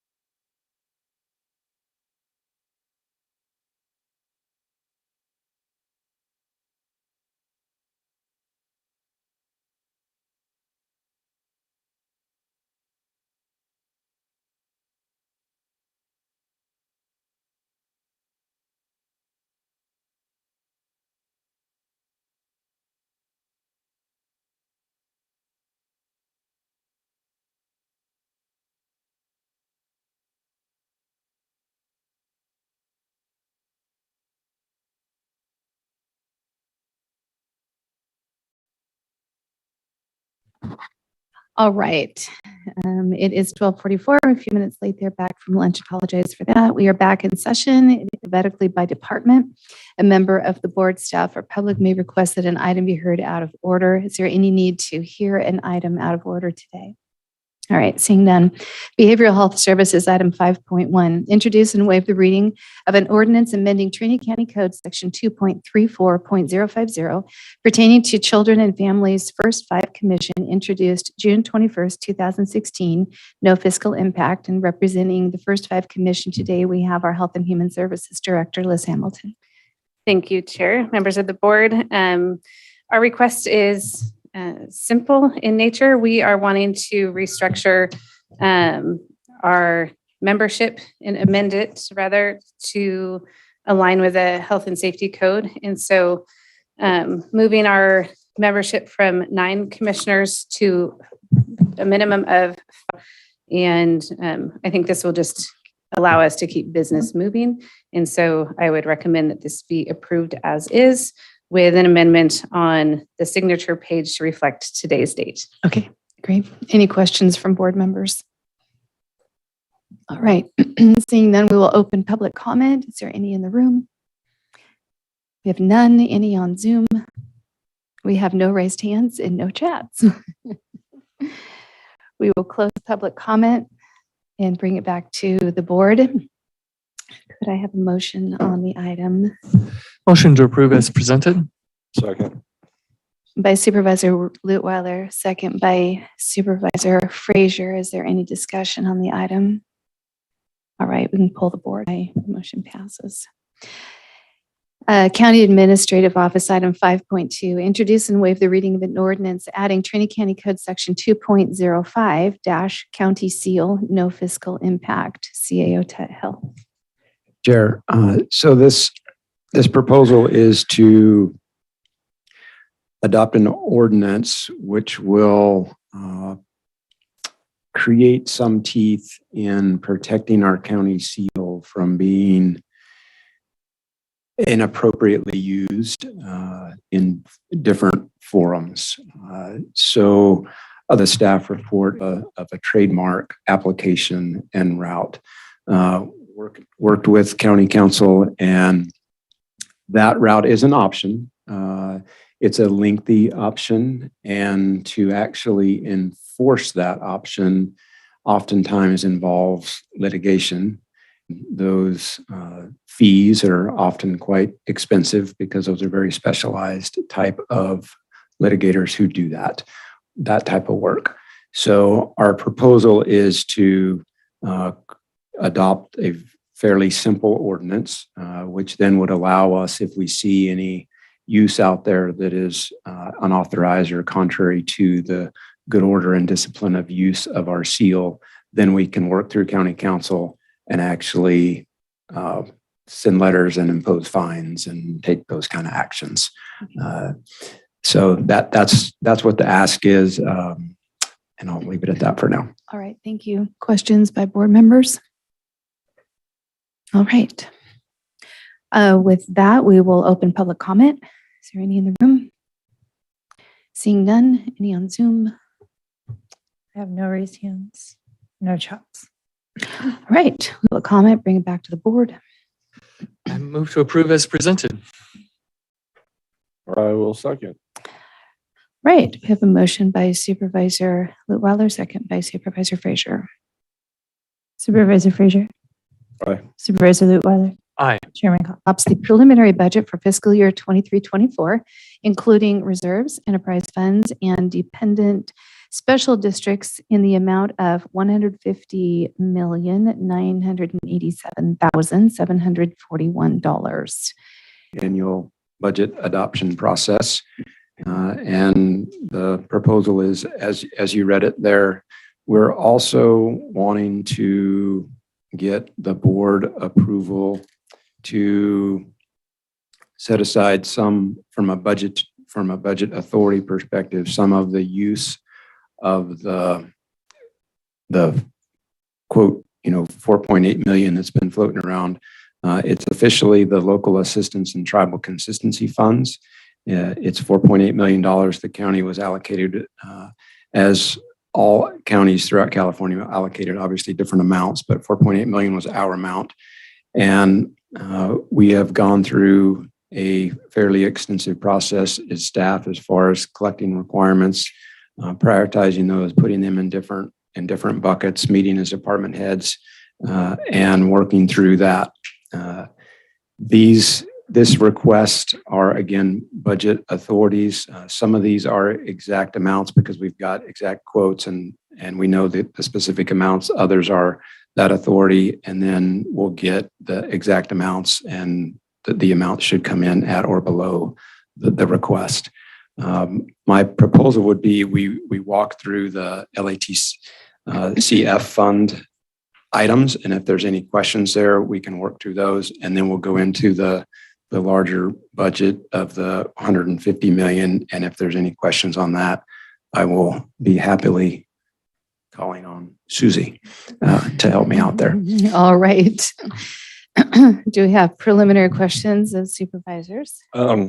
Just one. Can we pass this without a 4/5 majority? That would be my question of council. Adoption of budget requires a simple majority. It's amendment to the budget that requires the 4/5 vote. Okay, just wanted to make sure before we get too far. Okay. All right. With that, we will open public comment. Any in the room? Seeing none. Any on Zoom? Carla Avila. Hello, good afternoon. Chair Cox, members of the board. This is Carla Avila from High and Palm, and I am the Executive Director of Trinity County Arts Council here today on behalf of the TOT Tourism Marketing Partners Group. As the CAO and the board look at the upcoming budget plan, we wanted to highlight that the TOT partners are currently working together to develop a plan which we plan to present to the board in July, working on the formation and development of a unified organization to steer tourism in an impactful way, eliminate redundancies, utilize limited funds and volunteer time more efficiently, and really see what we can do about tourism in Trinity County. One minor example of an outcome of our partnership has been that the Visitor Center will be relocating to a new building in partnership with the Highland Arts Center to better serve the public. However, we see many more examples of yet unmet opportunity in tourism for Trinity. And today we are asking the board to consider setting aside some funding dedicated to this cause. So historically, the TOT partners used to receive approximately, I think it was $150,000 per year, with the Trinity County Chamber receiving half of that towards a paid executive director and part-time staff in charge of marketing the county and running the visitor center. A previous board reduced that amount to $70,000 and staff could no longer be paid. Adjusted for inflation, when you look at $70,000 in 2003 dollars, that would be over $117,000 today. And out of our $70,000 that's currently dedicated to tourism, the Historical Society receives $27,000 per year of that via a separate contract, but that comes out of the 70, which actually leaves the other TOT partners with a grand total of $43,000 to work with towards tourism. And we've spent approximately $50,000 on advertising alone in the last year. So what we're seeing here is that additional funding is definitely needed, primarily to hire staff to allow us to really take marketing of Trinity County to the next level. So this would not be able to replace the hundreds and hundreds of volunteer hours. We have over $200,000 worth of free labor per year between all of the TOT partners, but this would augment this in a very significant way because most importantly, we need this investment in dedicated staffing capacity and resources to just really strategically amplify tourism in Trinity County from an organized place. And what we're seeing in our neighboring counties in Shasta and Siskiyou when they've made this investment is just staggering. We need to see these benefits in Trinity. So we're asking for $100,000 a year for the next 3 years towards unified organization, plus our $70,000 in TOT, plus the Historical Society. And we look forward to presenting our plan to you next month. Thank you so much for your consideration. Thank you, Carla.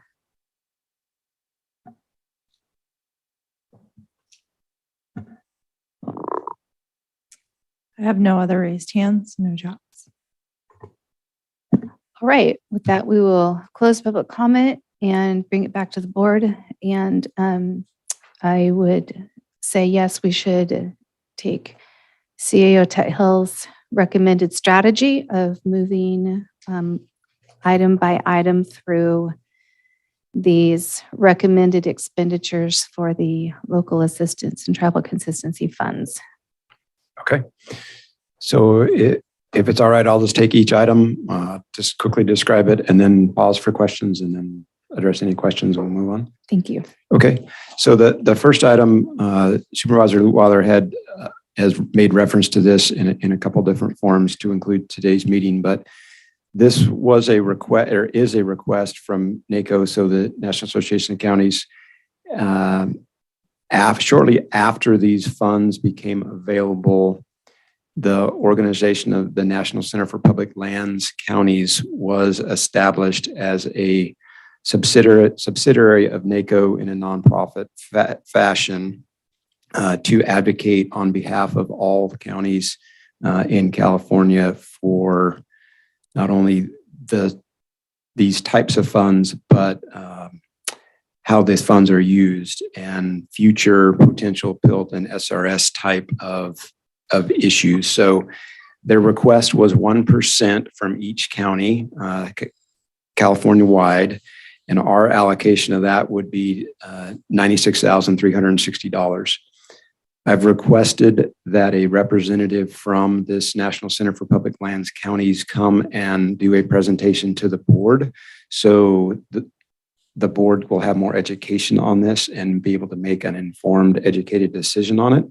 The request today is simply to set aside this amount from a budget authority perspective in the event the board voted on it and wanted to use the money in this method. That would allow us to do it prior to any final budget adoption by the 1st of October. So if we had that meeting either the 18th of July or sometime before October, and the board voted on this particular one, we could then use these funds towards that if that was what the board voted for. And that concept is going to be the request with, or going to be the case rather with each of these items. This is a preliminary authority to do so before the final budget is adopted. Yes, but on the other ones, we will go and start using the money if that is what's approved today. Okay, I see. For budget allocation purposes, But we're just it only not applies quite ready to for this one yet, but I didn't want to wait until final budget adoption in October and tie our hands to that if over the next 3 months, this organization was able to come up, give the presentation, and if the board chose to vote on it, we could actually get them the funds and then start receiving some of those benefits. Okay. So the only question I have is to do with risk. And if we jump in and, while 1% doesn't sound like maybe much to us, it's a lot. And how will we gauge how successful we think NACO will be at achieving this objective? Obviously, if they do that significant to us. Very good question. And I would propose that those type of questions be asked to the representative who would come to the board. And we'll then talk through that. And then the board can make a decision. Is that something that is of importance enough to Trinity County to use 1% of our funds for that? Sure. So basically, this just gives us the opportunity to be able to dive in. We're not committed. Exactly. It gives us that option. Yes. This is not a commitment for this particular one to actually spend those funds. Okay. Other questions? No. All right, let's move on to the next item. Okay, so item number 2 here is for some items to properly store the amount of records that we are required to keep as a county. And this is not just your standard shelving unit that you or I would go and pick out for a residential or commercial type of organization. This is actually a tracked storage mechanism. I don't know if you've ever heard the term like Lectriever before, but it's basically a method that is on tracks. You store a lot of material on a vertical methodology, and when you go to call that particular item, it then moves it to where it's accessible. It's not just like a static storage on the shelving unit. That's why it's a little more expensive than you would think. We could go down and buy a commercial static shelving unit. And is this again, this is kind of a ceiling and we're looking into. This is the absolute ceiling. Yeah. Yeah. So it may be less. Is what we did for all these is we went out, when the previous interim CEO was here, Letty, and Liz, some of the process was to go out and get quotes for these things, but obviously those are not stagnant. I mean, they only last so long. So we're comfortable with the ceiling that will come in below that. But whether it comes in at $900 or $9,099 or $9,500, it's just going to depend upon what the market is going to bear today versus 6 to 9 months ago when we went out and got quotes for these things. Okay. Questions?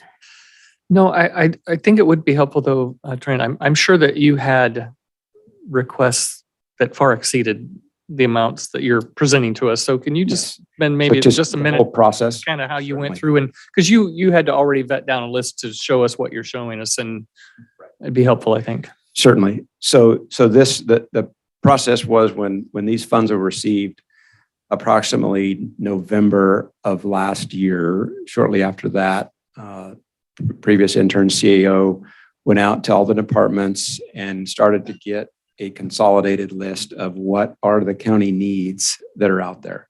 That list was put together. I've got that list. It was revised some by Liz when she was in the seat.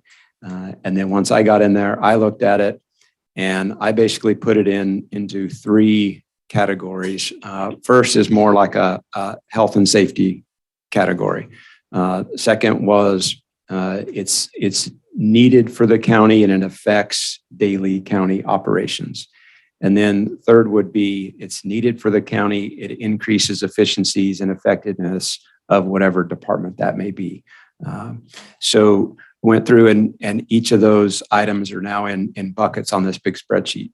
We have about to the tune of just shy of $12 million in needs that are out there that have been validated by the department heads and would fit into one of those categories. There is a high expectation the way these funds were allocated through the Department of Treasury at the federal level that we will see the second tranche of these funds in the October-November timeframe of this calendar year of an additional $4.8 million. Those funds have in fact been allocated through the federal process. And, pending any big changes from the federal level, we are expecting those funds. So in the process of what we went through, I put them in either round 1 or round 2 categories. And all the ones you're seeing today are in round 1, either in bucket A, B, or C, depending upon the category. And we were able to work through those and still have a little bit of, quote, excess because we're not requesting the full 4.8 to be authorized to use today because I think it's prudent to keep some of that in reserve. If we don't get that additional 4.8, we're obviously going to then need to reprioritize and look at what our county needs are at that point in time because they will in fact change. This is a revolving, ever changing set of needs depending upon what actually happens throughout the county. And then I also understand from talking to Susie that we actually, I guess it depends on where the money's actually coming from, but dipped into this a little bit when we funded the cannabis division to finish out this year while there was no income coming in to that group. About half of which was, I'll call gifted or contributed, and the other half that was loaned, so could be repaid over X number of years. So that's also something that you're Correct. counting on in here. Correct. Okay. That will be part of that. And during the final budget hearings and final budget adoption, you will see those numbers come forth. And I think you also indicated that, and just mentioned an amount that was left not allocated. And was that 150,000 or something like that? No, the amount of the 4.8 that's not allocated is about 1.2 that's not allocated, that we're not asking for right now. Okay. So that's the amount. Thank you. And could I be reminded, I mean, I could do the math backward, but remind us how much we took out when we made the decision to move funds for cannabis? That was about 480, if I recall right, of the overall, because there was 500 that was total was like 996 or something. Yeah, Susie can. 971,000 and some change. Yeah, and 450,000 of it was given as a contribution, and 521 was given as a loan to be repaid back over the next 5 years. Right. Perfect. Thank you. And considering that I, as just one supervisor, would very much like to see our TOT partners receive some funding, where do we think, I would ask where you would think, and maybe that's really not fair right now, and I get it, I'm kind of uncomfortable asking this question, but at the same time, if you didn't have that for consideration, and I see a very strategically laid out, thoughtful plan with your categories in round one, round two, if we move forward with all of these and we realize we only have 1.2 million left that's not allocated, and we have great need still out there, how can we think about what might be possible for discussion leader?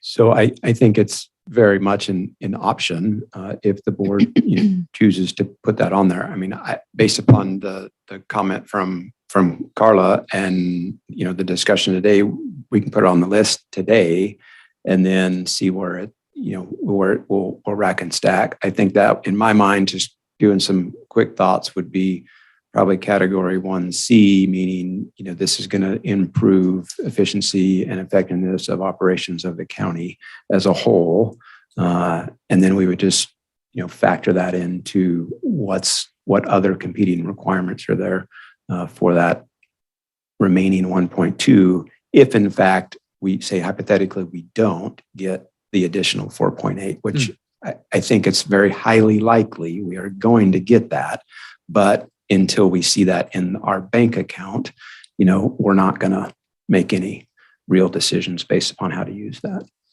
So we could treat it much like we did the first bullet point for the NACO funding, where we might set it aside if we chose to do so, but then we wait basically for the presentation from that group, just like we're waiting for the NACO presentation, and then the board makes a final formal decision. Correct. So would it be possible to ask to add that to our bullet points today, to set it aside as the NACO is, so that if that was a decision, we would have that and not have to wait? Or in this case, it could come after final budget adoption and not make a difference? Go ahead. My request would be that since it's not already factored in here, it's easier would be to have that part, let that presentation happen, have that discussion. You can give that direction after that presentation, and then we can factor that into final budget that gets presented to you at budget hearings at the end of September, and then final budget adoption in a special meeting shortly after, prior to October 1st. And I would like to clarify some numbers. So of the numbers that's here, that 3.6, that does not include the 450,000 that was given. So we have about 679,000 after we get the repayment back from cannabis of the original 4.8 that is currently not allocated. Only 158,000 that hasn't temporarily been used. Okay, so the 1.2 is really 6 something when we get back the money from the cannabis division, and of totally not allocated in any way by these bullet points that we're going over or anything else is this 150,000 that I had in my head. 158, yeah. 158, okay. So one other question while you're there, Susie, am I correct that if we added it today, like we have with this first bullet point for the National Center for Public Lands, where we're saying we're setting it aside in case we choose to do this when they present, then as soon as they present, if we said yes, then it's money that can be used because we're approving it now as part of the preliminary budget. If we wait and do it later, then that money could not be allocated until October, assuming we approve in September the final budget. Correct. Okay. Because we wouldn't have a budget allocation. We wouldn't have a budget allocation in order to give the expenditure. Right. So the consideration would be, do the funds need to be provided prior to October 2nd? Yeah, and I guess the question would be, what impact, if the whole point is that it's going to help drive tourism, which will help our economy, does having that be able to be funded in July and start to look for somebody and to start spending money, would it have a bigger impact than waiting until October? And just for clarification, it would only need to wait till October to do it on the budget, but you could do a budget adjustment prior with a 4/5 vote. Yes, with a 4/5 vote. We don't do budget adjustments to our preliminary budget. I appreciate that, but you can legally do that. Okay. By process, we don't. Legally, you can. Okay. Legally, yes, you can. We do not do budget adjustments to our preliminary budget because it's not final and it's still in process, and it makes it harder on the behind the scenes pieces of the budget development and the actual final budget development. And I think one more thing, Susie, just while we've got you there for questions is, so if we wanted to add the amount here, and we were trying to say the 300,000 that Carla mentioned, and we really only have 150 that we haven't allocated, we really don't have it to allocate. We can't do a full 300,000 allocation at this point in time until we get money back from cannabis because we don't have the money there. It's already been put out, but we could allocate up to But we don't need the full 300 though. It doesn't sound like that would be an out year. So it sounds like the real ask right now is is 100,000 100 with a firm commitment of the additional 100 on an annual basis. And really more like 127 because I lost Carla's note. It looks at 27,000 a year is contractually designated to the Historical Society. Is that the right number out of the 70,000? Sounds, I don't know specifically, but it sounds. I had about 24 right. in my head, but it's in the neighborhood. It's, yeah. But she, I think, has looked this up. So really what they're asking, it's a bit misleading, I think, to this whole group to say that 70,000 comes for this tourism marketing when what goes to the Historic Society is for some very specific purposes and contractually obligated. It's not something that is something that we can really make a decision on. So I think the ask is to pull that out so that what we're looking at, and it's probably a whole other process to do that, but for purposes of thinking about dollars today, they would like to see the full 70,000 and add an extra 100,000 to that over the next 3 years. So we're really asking for 124-ish to 27-ish thousand. And the only other piece of the puzzle that I think we would need to consider if we get to a point of having a motion to add this is the concept that the group is pursuing is the 100,000 a year for over 3 years is so that they could hire someone and know they have a 3-year runway for that person to then basically get self-funded. generate enough business, go get grants, set up a tourism investment district, lead a successful TOT increase, whatever it might be, where then we don't have to keep giving that money because it's being basically generated as a result of having that person. So the 100,000, you wouldn't want to go hire somebody and say, well, we got enough to pay for a year. But I guess if we did put at least the 100,000 in, then when they came and presented, if we felt like we were in a position to make a commitment that we will find a way to fund you for another 2 years at this level, however we might get to that point, we are not in that point today, then at least the money would be available to them to start using right away. Otherwise, it would all just have to wait until October, which, yeah, I'm just trying to make sure I understand, right? Not make a proposal at this moment. Susie, if we did the for ease of numbers today, if the board wanted to add 100 on there for now to get the process going during budget hearings and during final budget adoption, could we then factor that into the discussions as far as how that would be funded in the out years? To fund the additional 200,000 Yes. approximately? Yes. Yeah, we could factor that into that final budget discussion, which would be more of a theoretical and how are we planning to do it? Because Right. it wouldn't require a budget action in this fiscal year's budget. Would be more of a planning factor Yep. in what we as a county are willing to commit to, so appropriate agencies can make plans. Yep. Yeah, but because we only do an annual commitment for a budget, we could only, do the firm commitment for the 1 year, but we could make, firm commitment plans to say, yes, this is going to be funded for the next 2 years. Yeah, when we were first discussing this, my thought was we basically set aside a full 300,000, and that's how we can commit. We're going to have this in a fund that you'll get 100,000 a year for the next 3 years. We just don't have that money right now. So that's what you're saying? Correct. Okay. And as we work through, the building, cannabis building, as we work through some of these other final numbers, some of these may come in a little less than that. Some of these may not, but we may have some flexibility. And then if, like I said, if we get this additional 4.8, that's another topic of discussion for a firm commitment from that. Okay.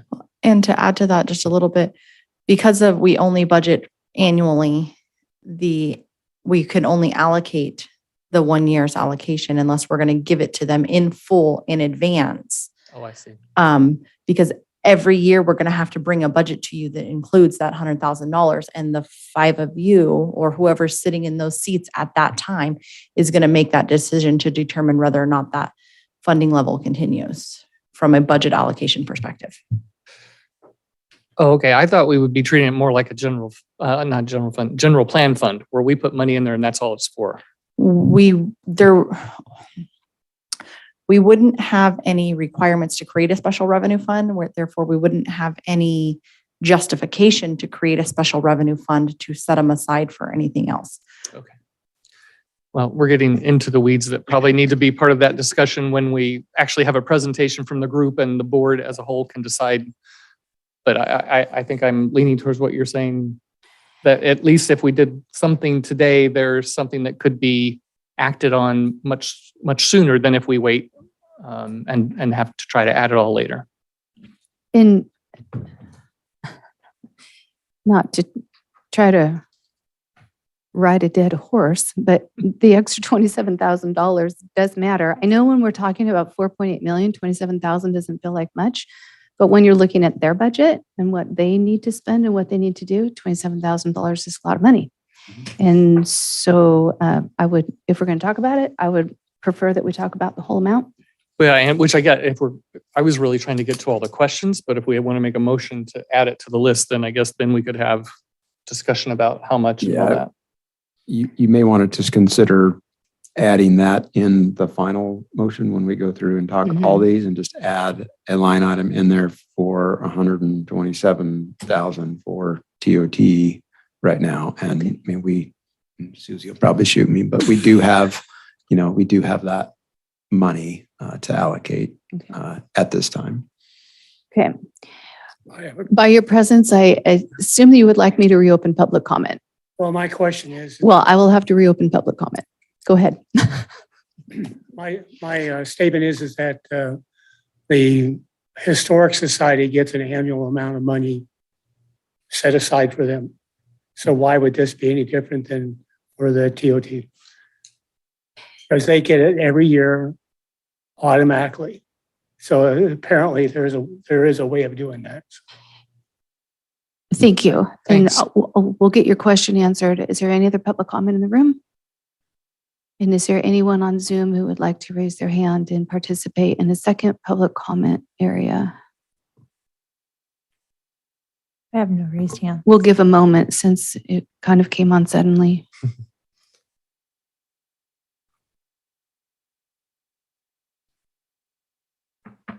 Okay, still no raised hands. All right, we will close that public comment. And then, Susie, would you go ahead and answer our question?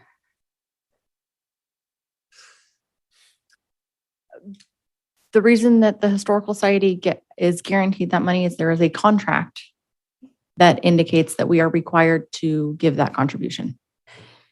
And that contract is under a certain period of time, or do you know? Off the top of my head, I don't know. Okay. I'd have to go find it. And So there, in other words, you think there is a period of time, you're just not sure what it is, or you're not sure if there is a period of time? I don't know if it has a term on it or Okay. if it was an ongoing. I'd have to Okay, fair. pull it and look at it. I haven't looked at it that closely. Fair. Thanks. And Trent, you were saying that go through the list, and then if we want to make a motion to adjust for that. To adopt all the list, whatever we adjust, whatever the board wants to adjust numbers around, we just adopt all of the LATCF funds and let that be known in a standalone. And then we work, unless there's other ways that we need to procedurally do it. But All of the expenditures for the LATCF funds that are outlined in the staff report are included in the preliminary budget that is presented to you. So my request would be that you have one motion that adopts the resolution adopting the preliminary budget as presented, or with whatever modifications you're wanting to make in regards to the potential funding for the TOT. But make it all one motion. Make it all one motion. we could just adopt the preliminary budget and then make sure we outline those specific items that we're talking through for LATCF funds. Okay, I think I understand. So with that, we'll move on to our next item for description. Okay. So the next items, there's actually there's three items that are included in the $900,000. So these are all for DOT pieces of equipment. One's a patch truck, one's an asphalt paver, and one is what they call a multi-hog. So the patch truck is a piece of equipment that's needed to basically keep asphalt hot as you take it to a job site. As you know, the county is fairly large from a geographic perspective, and is what historically happens is by the time the asphalt actually gets to a site, it goes below 200 degrees, and you lose efficiency and effectiveness of what that patch is going to do or what that segment of road is going to do, and it's going to not have the nearly as long of a lifespan as it should if it was appropriately asphalted. So this will allow DOT road crews themselves to go out and do a significantly larger projects and more projects if they have this particular piece of equipment. Now, on these three pieces of equipment, to be fully transparent, there is about a 6 to 9 month lead time with these. So if we get authorization today, we will start taking actions to get these pieces of equipment officially under contract, and we will probably see them for the next actual construction season after next winter. So next spring, you would actually see these pieces of equipment out on site doing work, unless we just happen to get lucky and find that the exact equipment that we need sitting on somebody's lot. But based upon our research, that's fairly low probability. The next piece of equipment is actually an asphalt paver. So you will see those at various sites around with the Caltrans and with Tolos and other companies that do this around here. This one is the same type of that, but just a smaller version of that. The larger versions obviously cost a lot more money, but we will be able to do all county road type of projects that are needed with this size of paver. Obviously, you're not going to go and redo miles and miles and miles, but this will get us, the hundreds of feet, maybe to, a couple 100 feet stretches that wash out, that need some sort of road repair done to them. So that's the small paver. And then the multi-hog machine is something that is going to replace our 2 existing mowers that we have right now. Those are heavily used, with the exception of they've got the 200-hour cap on them via the clean air program that the state of California has. So we use those. They're old. They're about 1980s type vintage equipment. They're a standalone. The current one is a standalone tractor, and it's got basically an arm on it, a mowing arm that can go along and move around and for various terrain features. So this multi-hog has not only mowing capability similar to that, but it also has snow removal capability and a possibility where you hook a piece of equipment on that acts as a water tender on all of the same equipment. They're being used by other counties right now. We're getting a demo of one in the July time period. Panos is working that to get a piece of equipment up here, but that will replace our 2 mower capabilities, and then also be used for snow removal in the wintertime. Basically, it'll, instead of having to bring the snow up in the center line when you have high snow amounts, this is actually a blower, and it can blow the snow out of there. So it will reduce the amount of time we'll need to use the graders that also have, unfortunately, hours of restriction on them as well. Question, a lot of times these kinds of capital investments come with other costs like insurance and personnel training and all those sorts of things. I also assume there's savings because the way we have to do things today is more costly because of how we do that. But were you able to do enough work on this to know that net, is this going to we're not going to then have a big increase later because now we have to pay $50,000 in insurance that we didn't have to before, and train or hire new people and things like that? No, the training for the paving equipment is the crews pretty much already know how to use those as of right now.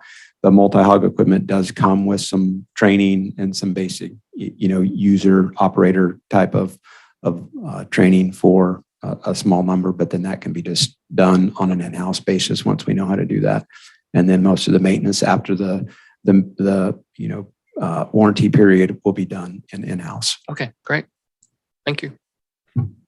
And is there any chance that there could be some savings realized by not having to do things however we did them before? Or was it just that, no, we didn't really get to accomplish any of this before? The multi-hog machine could potentially create some man-hour type of savings because the mowers that we need to use right now are fairly inefficient and they require a lot of maintenance. So between those 2, we could see some man-hour savings. With that, the pavers will basically allow us to do more work, and we won't have to be as reliant on subcontractors to go out and get these small projects done, which is very, very difficult to get a paving company to come and do a 100-foot section of road or a small, segment of road. Probably all the savings of time and money from not doing all those RFPs would be good. There could be some of that as well. Okay, great. Any other questions on that line item? I think so. Okay, the next line item, the next proposal is for $1 million to set aside for the county road match for storm damaged roads. We're currently going through the process. Panos has presented in different forums the numbers we have. It's well in excess of 100 different projects out there for the tune of about it's like $70 million or so of. It's actually more than that. I think it's growing like literally every week, but it's a high number that we have. This county match is more for I would consider them the more current storm damage roads that we know we're going to have county matches for.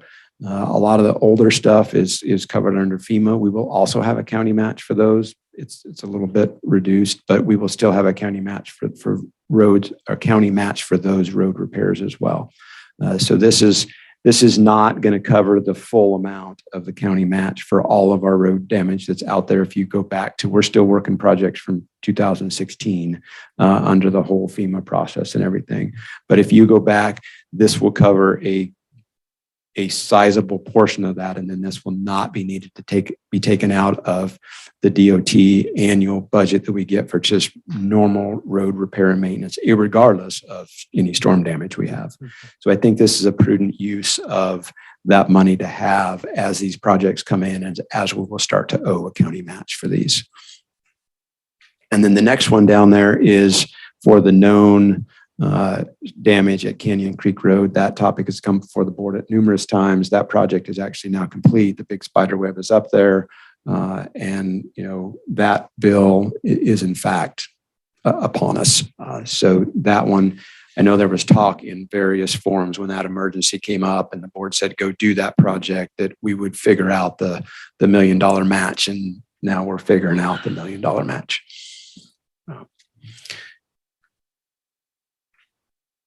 The $200,000 for Department of Transportation repair projects, so East Weaver and Oregon Street culverts, these are projects that have been on the books for a little while. There's a partnership with 5 counties that does restoration work, and materials have already been ordered for these projects. This is the county match portion of that project to repair culverts, Oregon Street there right off of Main as it goes underneath. There's some work that needs to be done there, and there's some guardrail work that needs to be done around there. Both of these will allow adequate fish passage and also increase capacity during storms. So we are in a good position right now as a county where none of the regulatory agencies are coming after us and looking for, hey, are you doing enough for fish restoration? Are you doing enough to where you're not, killing fish? And one dead fish is a $10,000 fine per dead fish. So we're not in that boat at all. We're in good condition there. But these projects are to help remediate those issues, and they've already been planned. They've already been in the books a while. Like I said, 5 counties and Mark Lancaster have already done the preliminary engineering and the design on them, and we're ready to execute. It's just a matter of committing these funds towards it. And like I said, the material has already been ordered for these.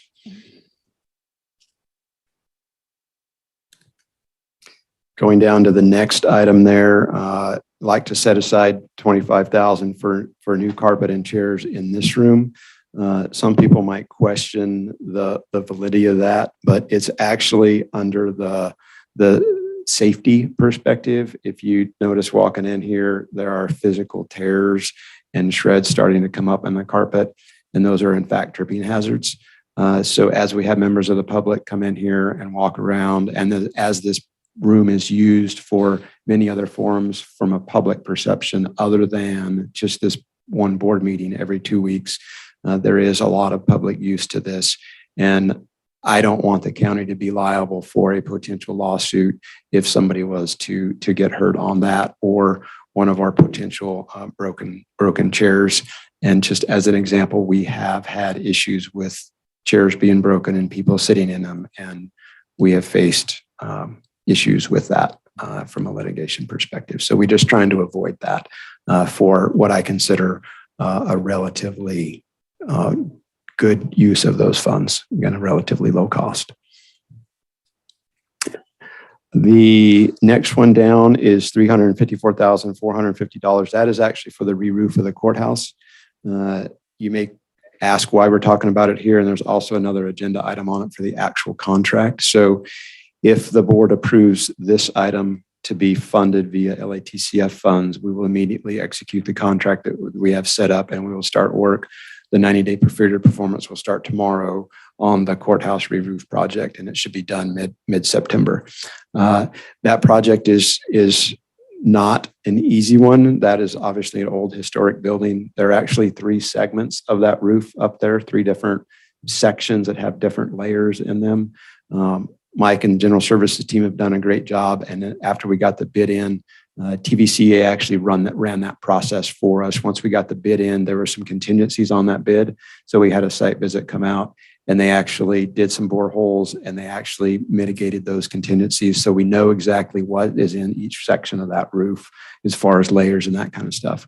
Now we are asking for it's about a 10% contingency. It's comes out to like 11.4% contingency for that. Because there still could be some roof rot underneath there. There could be some issues we're going to come up with. And I would just not rather come back to the board, to ask for a $2,000 to $5,000 increase, meaning because we'd have to stop the contractor. We'd have to do some of those things. So if we get this authority now and we can put this under contract, and as long as it's within that 11.4% variance, we can allow that to go on. And that is going to eliminate some active leaks in that facility come the rainy season again.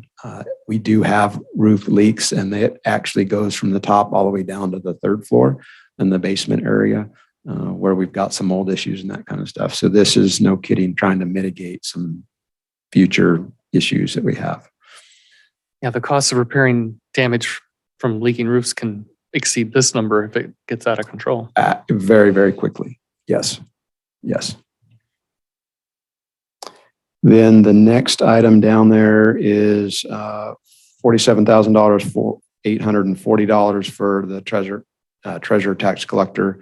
So we've been working with Terry on this, and just the realities of the situation are right now is the way this is done is on Excel spreadsheets and manual mail outs and manual mail list and trying to do these things.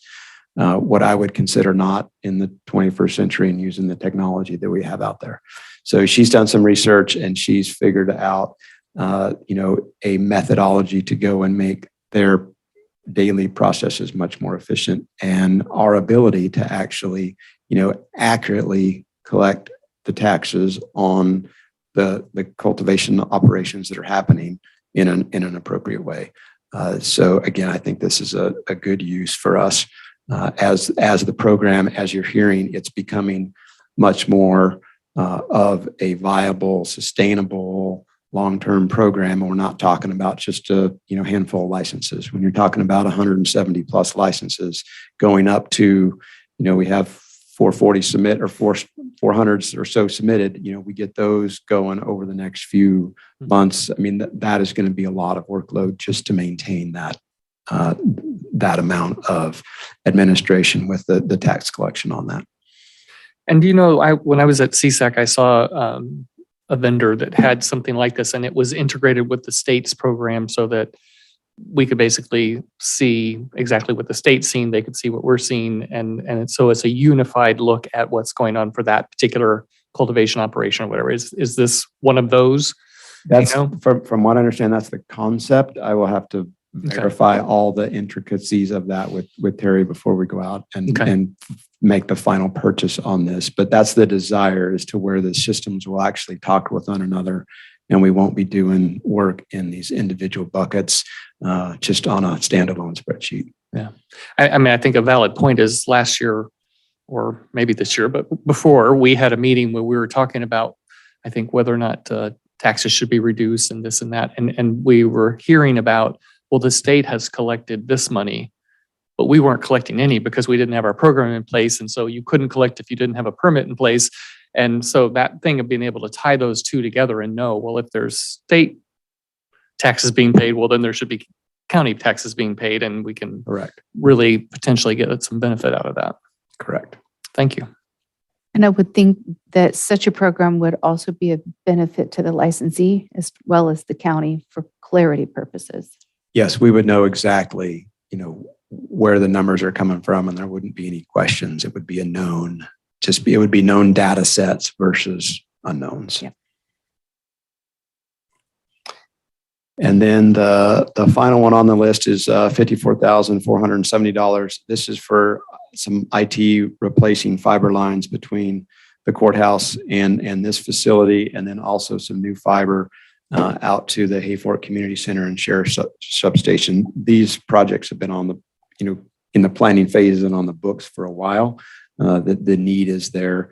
And Mike and the IT department can go and make this happen. That's going to increase our, not only the speed, but the and connectivity, but also the reliability of these different buildings and outlying facilities. And again, the contracts are already in place. They just need to be funded. The bids are already in place for this. We don't have standing contracts for these, but it will happen fairly quickly. Right. Okay. Any other questions? All right. Would somebody care to make a motion?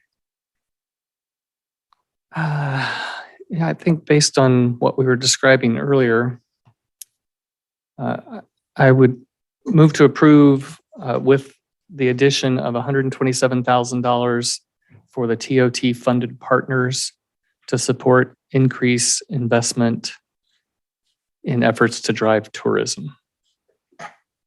And I don't know if it needs to be worded in here, but basically treating it like we're treating bullet point 1, where we'll make a formal decision about awarding it when a presentation is made, probably in July, but we're setting that money aside at this point by this vote so that it could come out of this preliminary budget.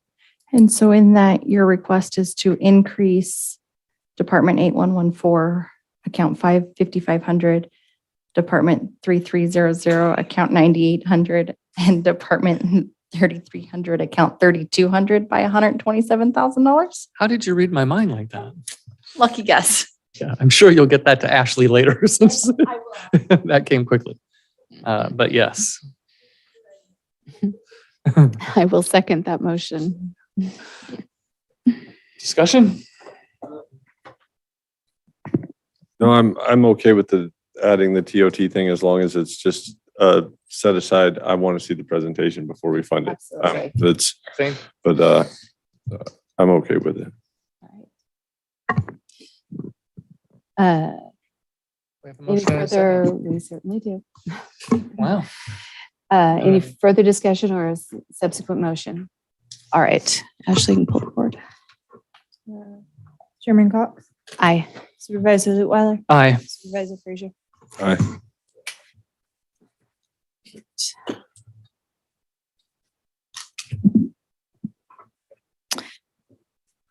Thank you for all of your preliminary work, CAO Tuthill, in your organizational strategy.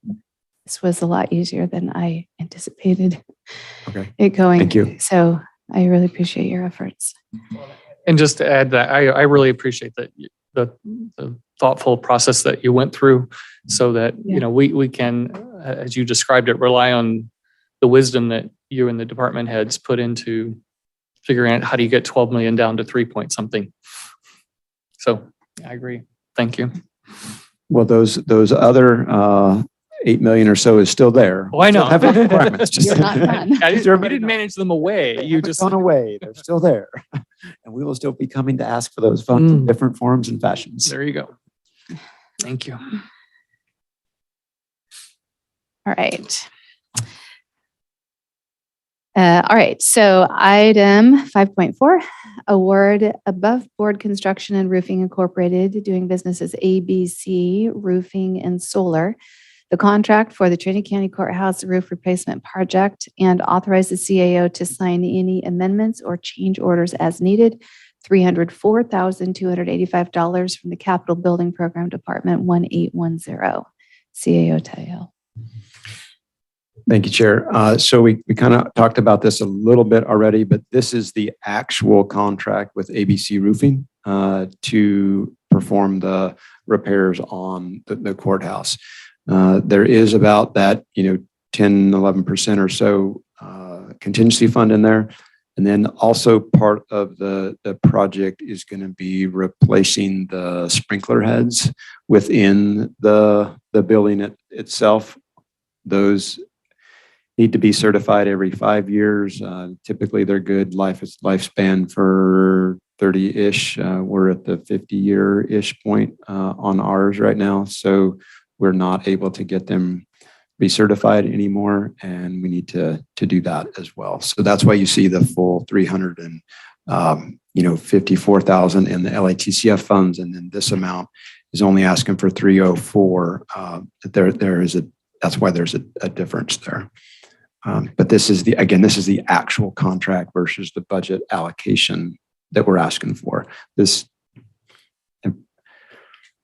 With that budget allocation that we just provided, if you needed the extra 50,000, would you have to come back, or do you have it? No, we've got it.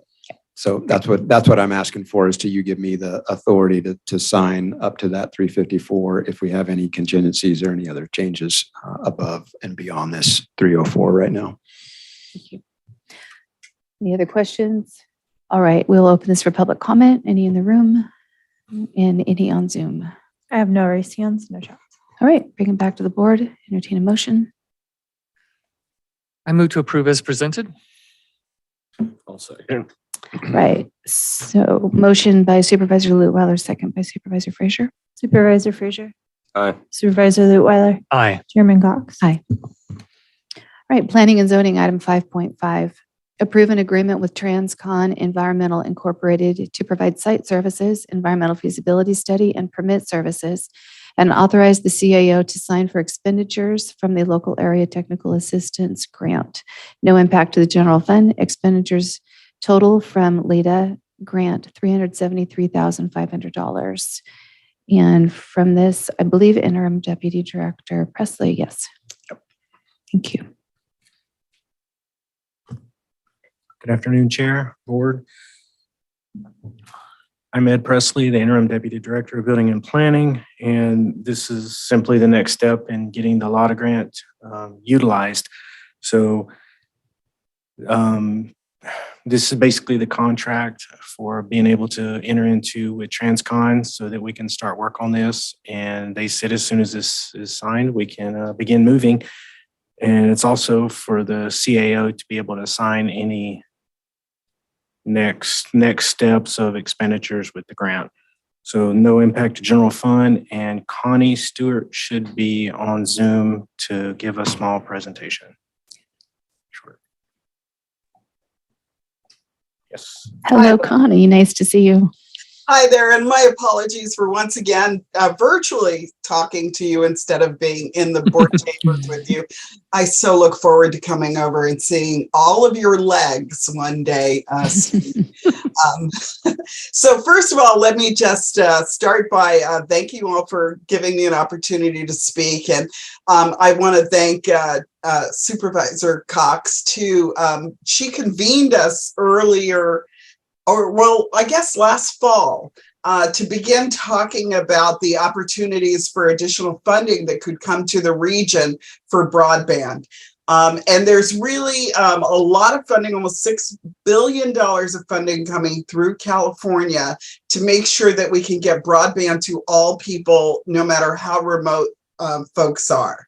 And so those programs are sort of, for the purposes of this conversation, I'm going to divide them into two conversations. One is around a middle mile that has open access, that is coming through, it's the major highways, and then working in the communities to figure out last mile options for getting the most remote and folks that have not been served in the past service. And so the middle mile that's coming through is Highway 299, Digital 299, and that's being worked on right now. Permits are being issued by both Caltrans District 1 and District 2, and that project is being built. And so Supervisor Cox, when she convened your staff and me and also providers, Velocity was there as well. We looked at, well, how could we benefit off that middle mile of 299 to serve folks? And so we picked the High and Palm region, Post Mountain region. And let me just say, because there's a lot of efforts going on right now around like, what is the best thing to do? The state gave $50 million, put aside $50 million for local technical assistance. We chose to use that funding to look not only at routes to some of the most remote areas, but also to look at the what it would take to get the environmental permits in those areas. In our region, you could draw a lot of lines on the map, but Connie, can you hear me now? Oh, good. We have been through probably 20 or 30 seconds where you couldn't hear us, and maybe 10 of those seconds we couldn't hear you. I apologize. Oh, no, sorry. No, it's not your fault at all. I think we have our issue resolved, and so I'm not exactly sure how to rewind you 30 seconds. Okay.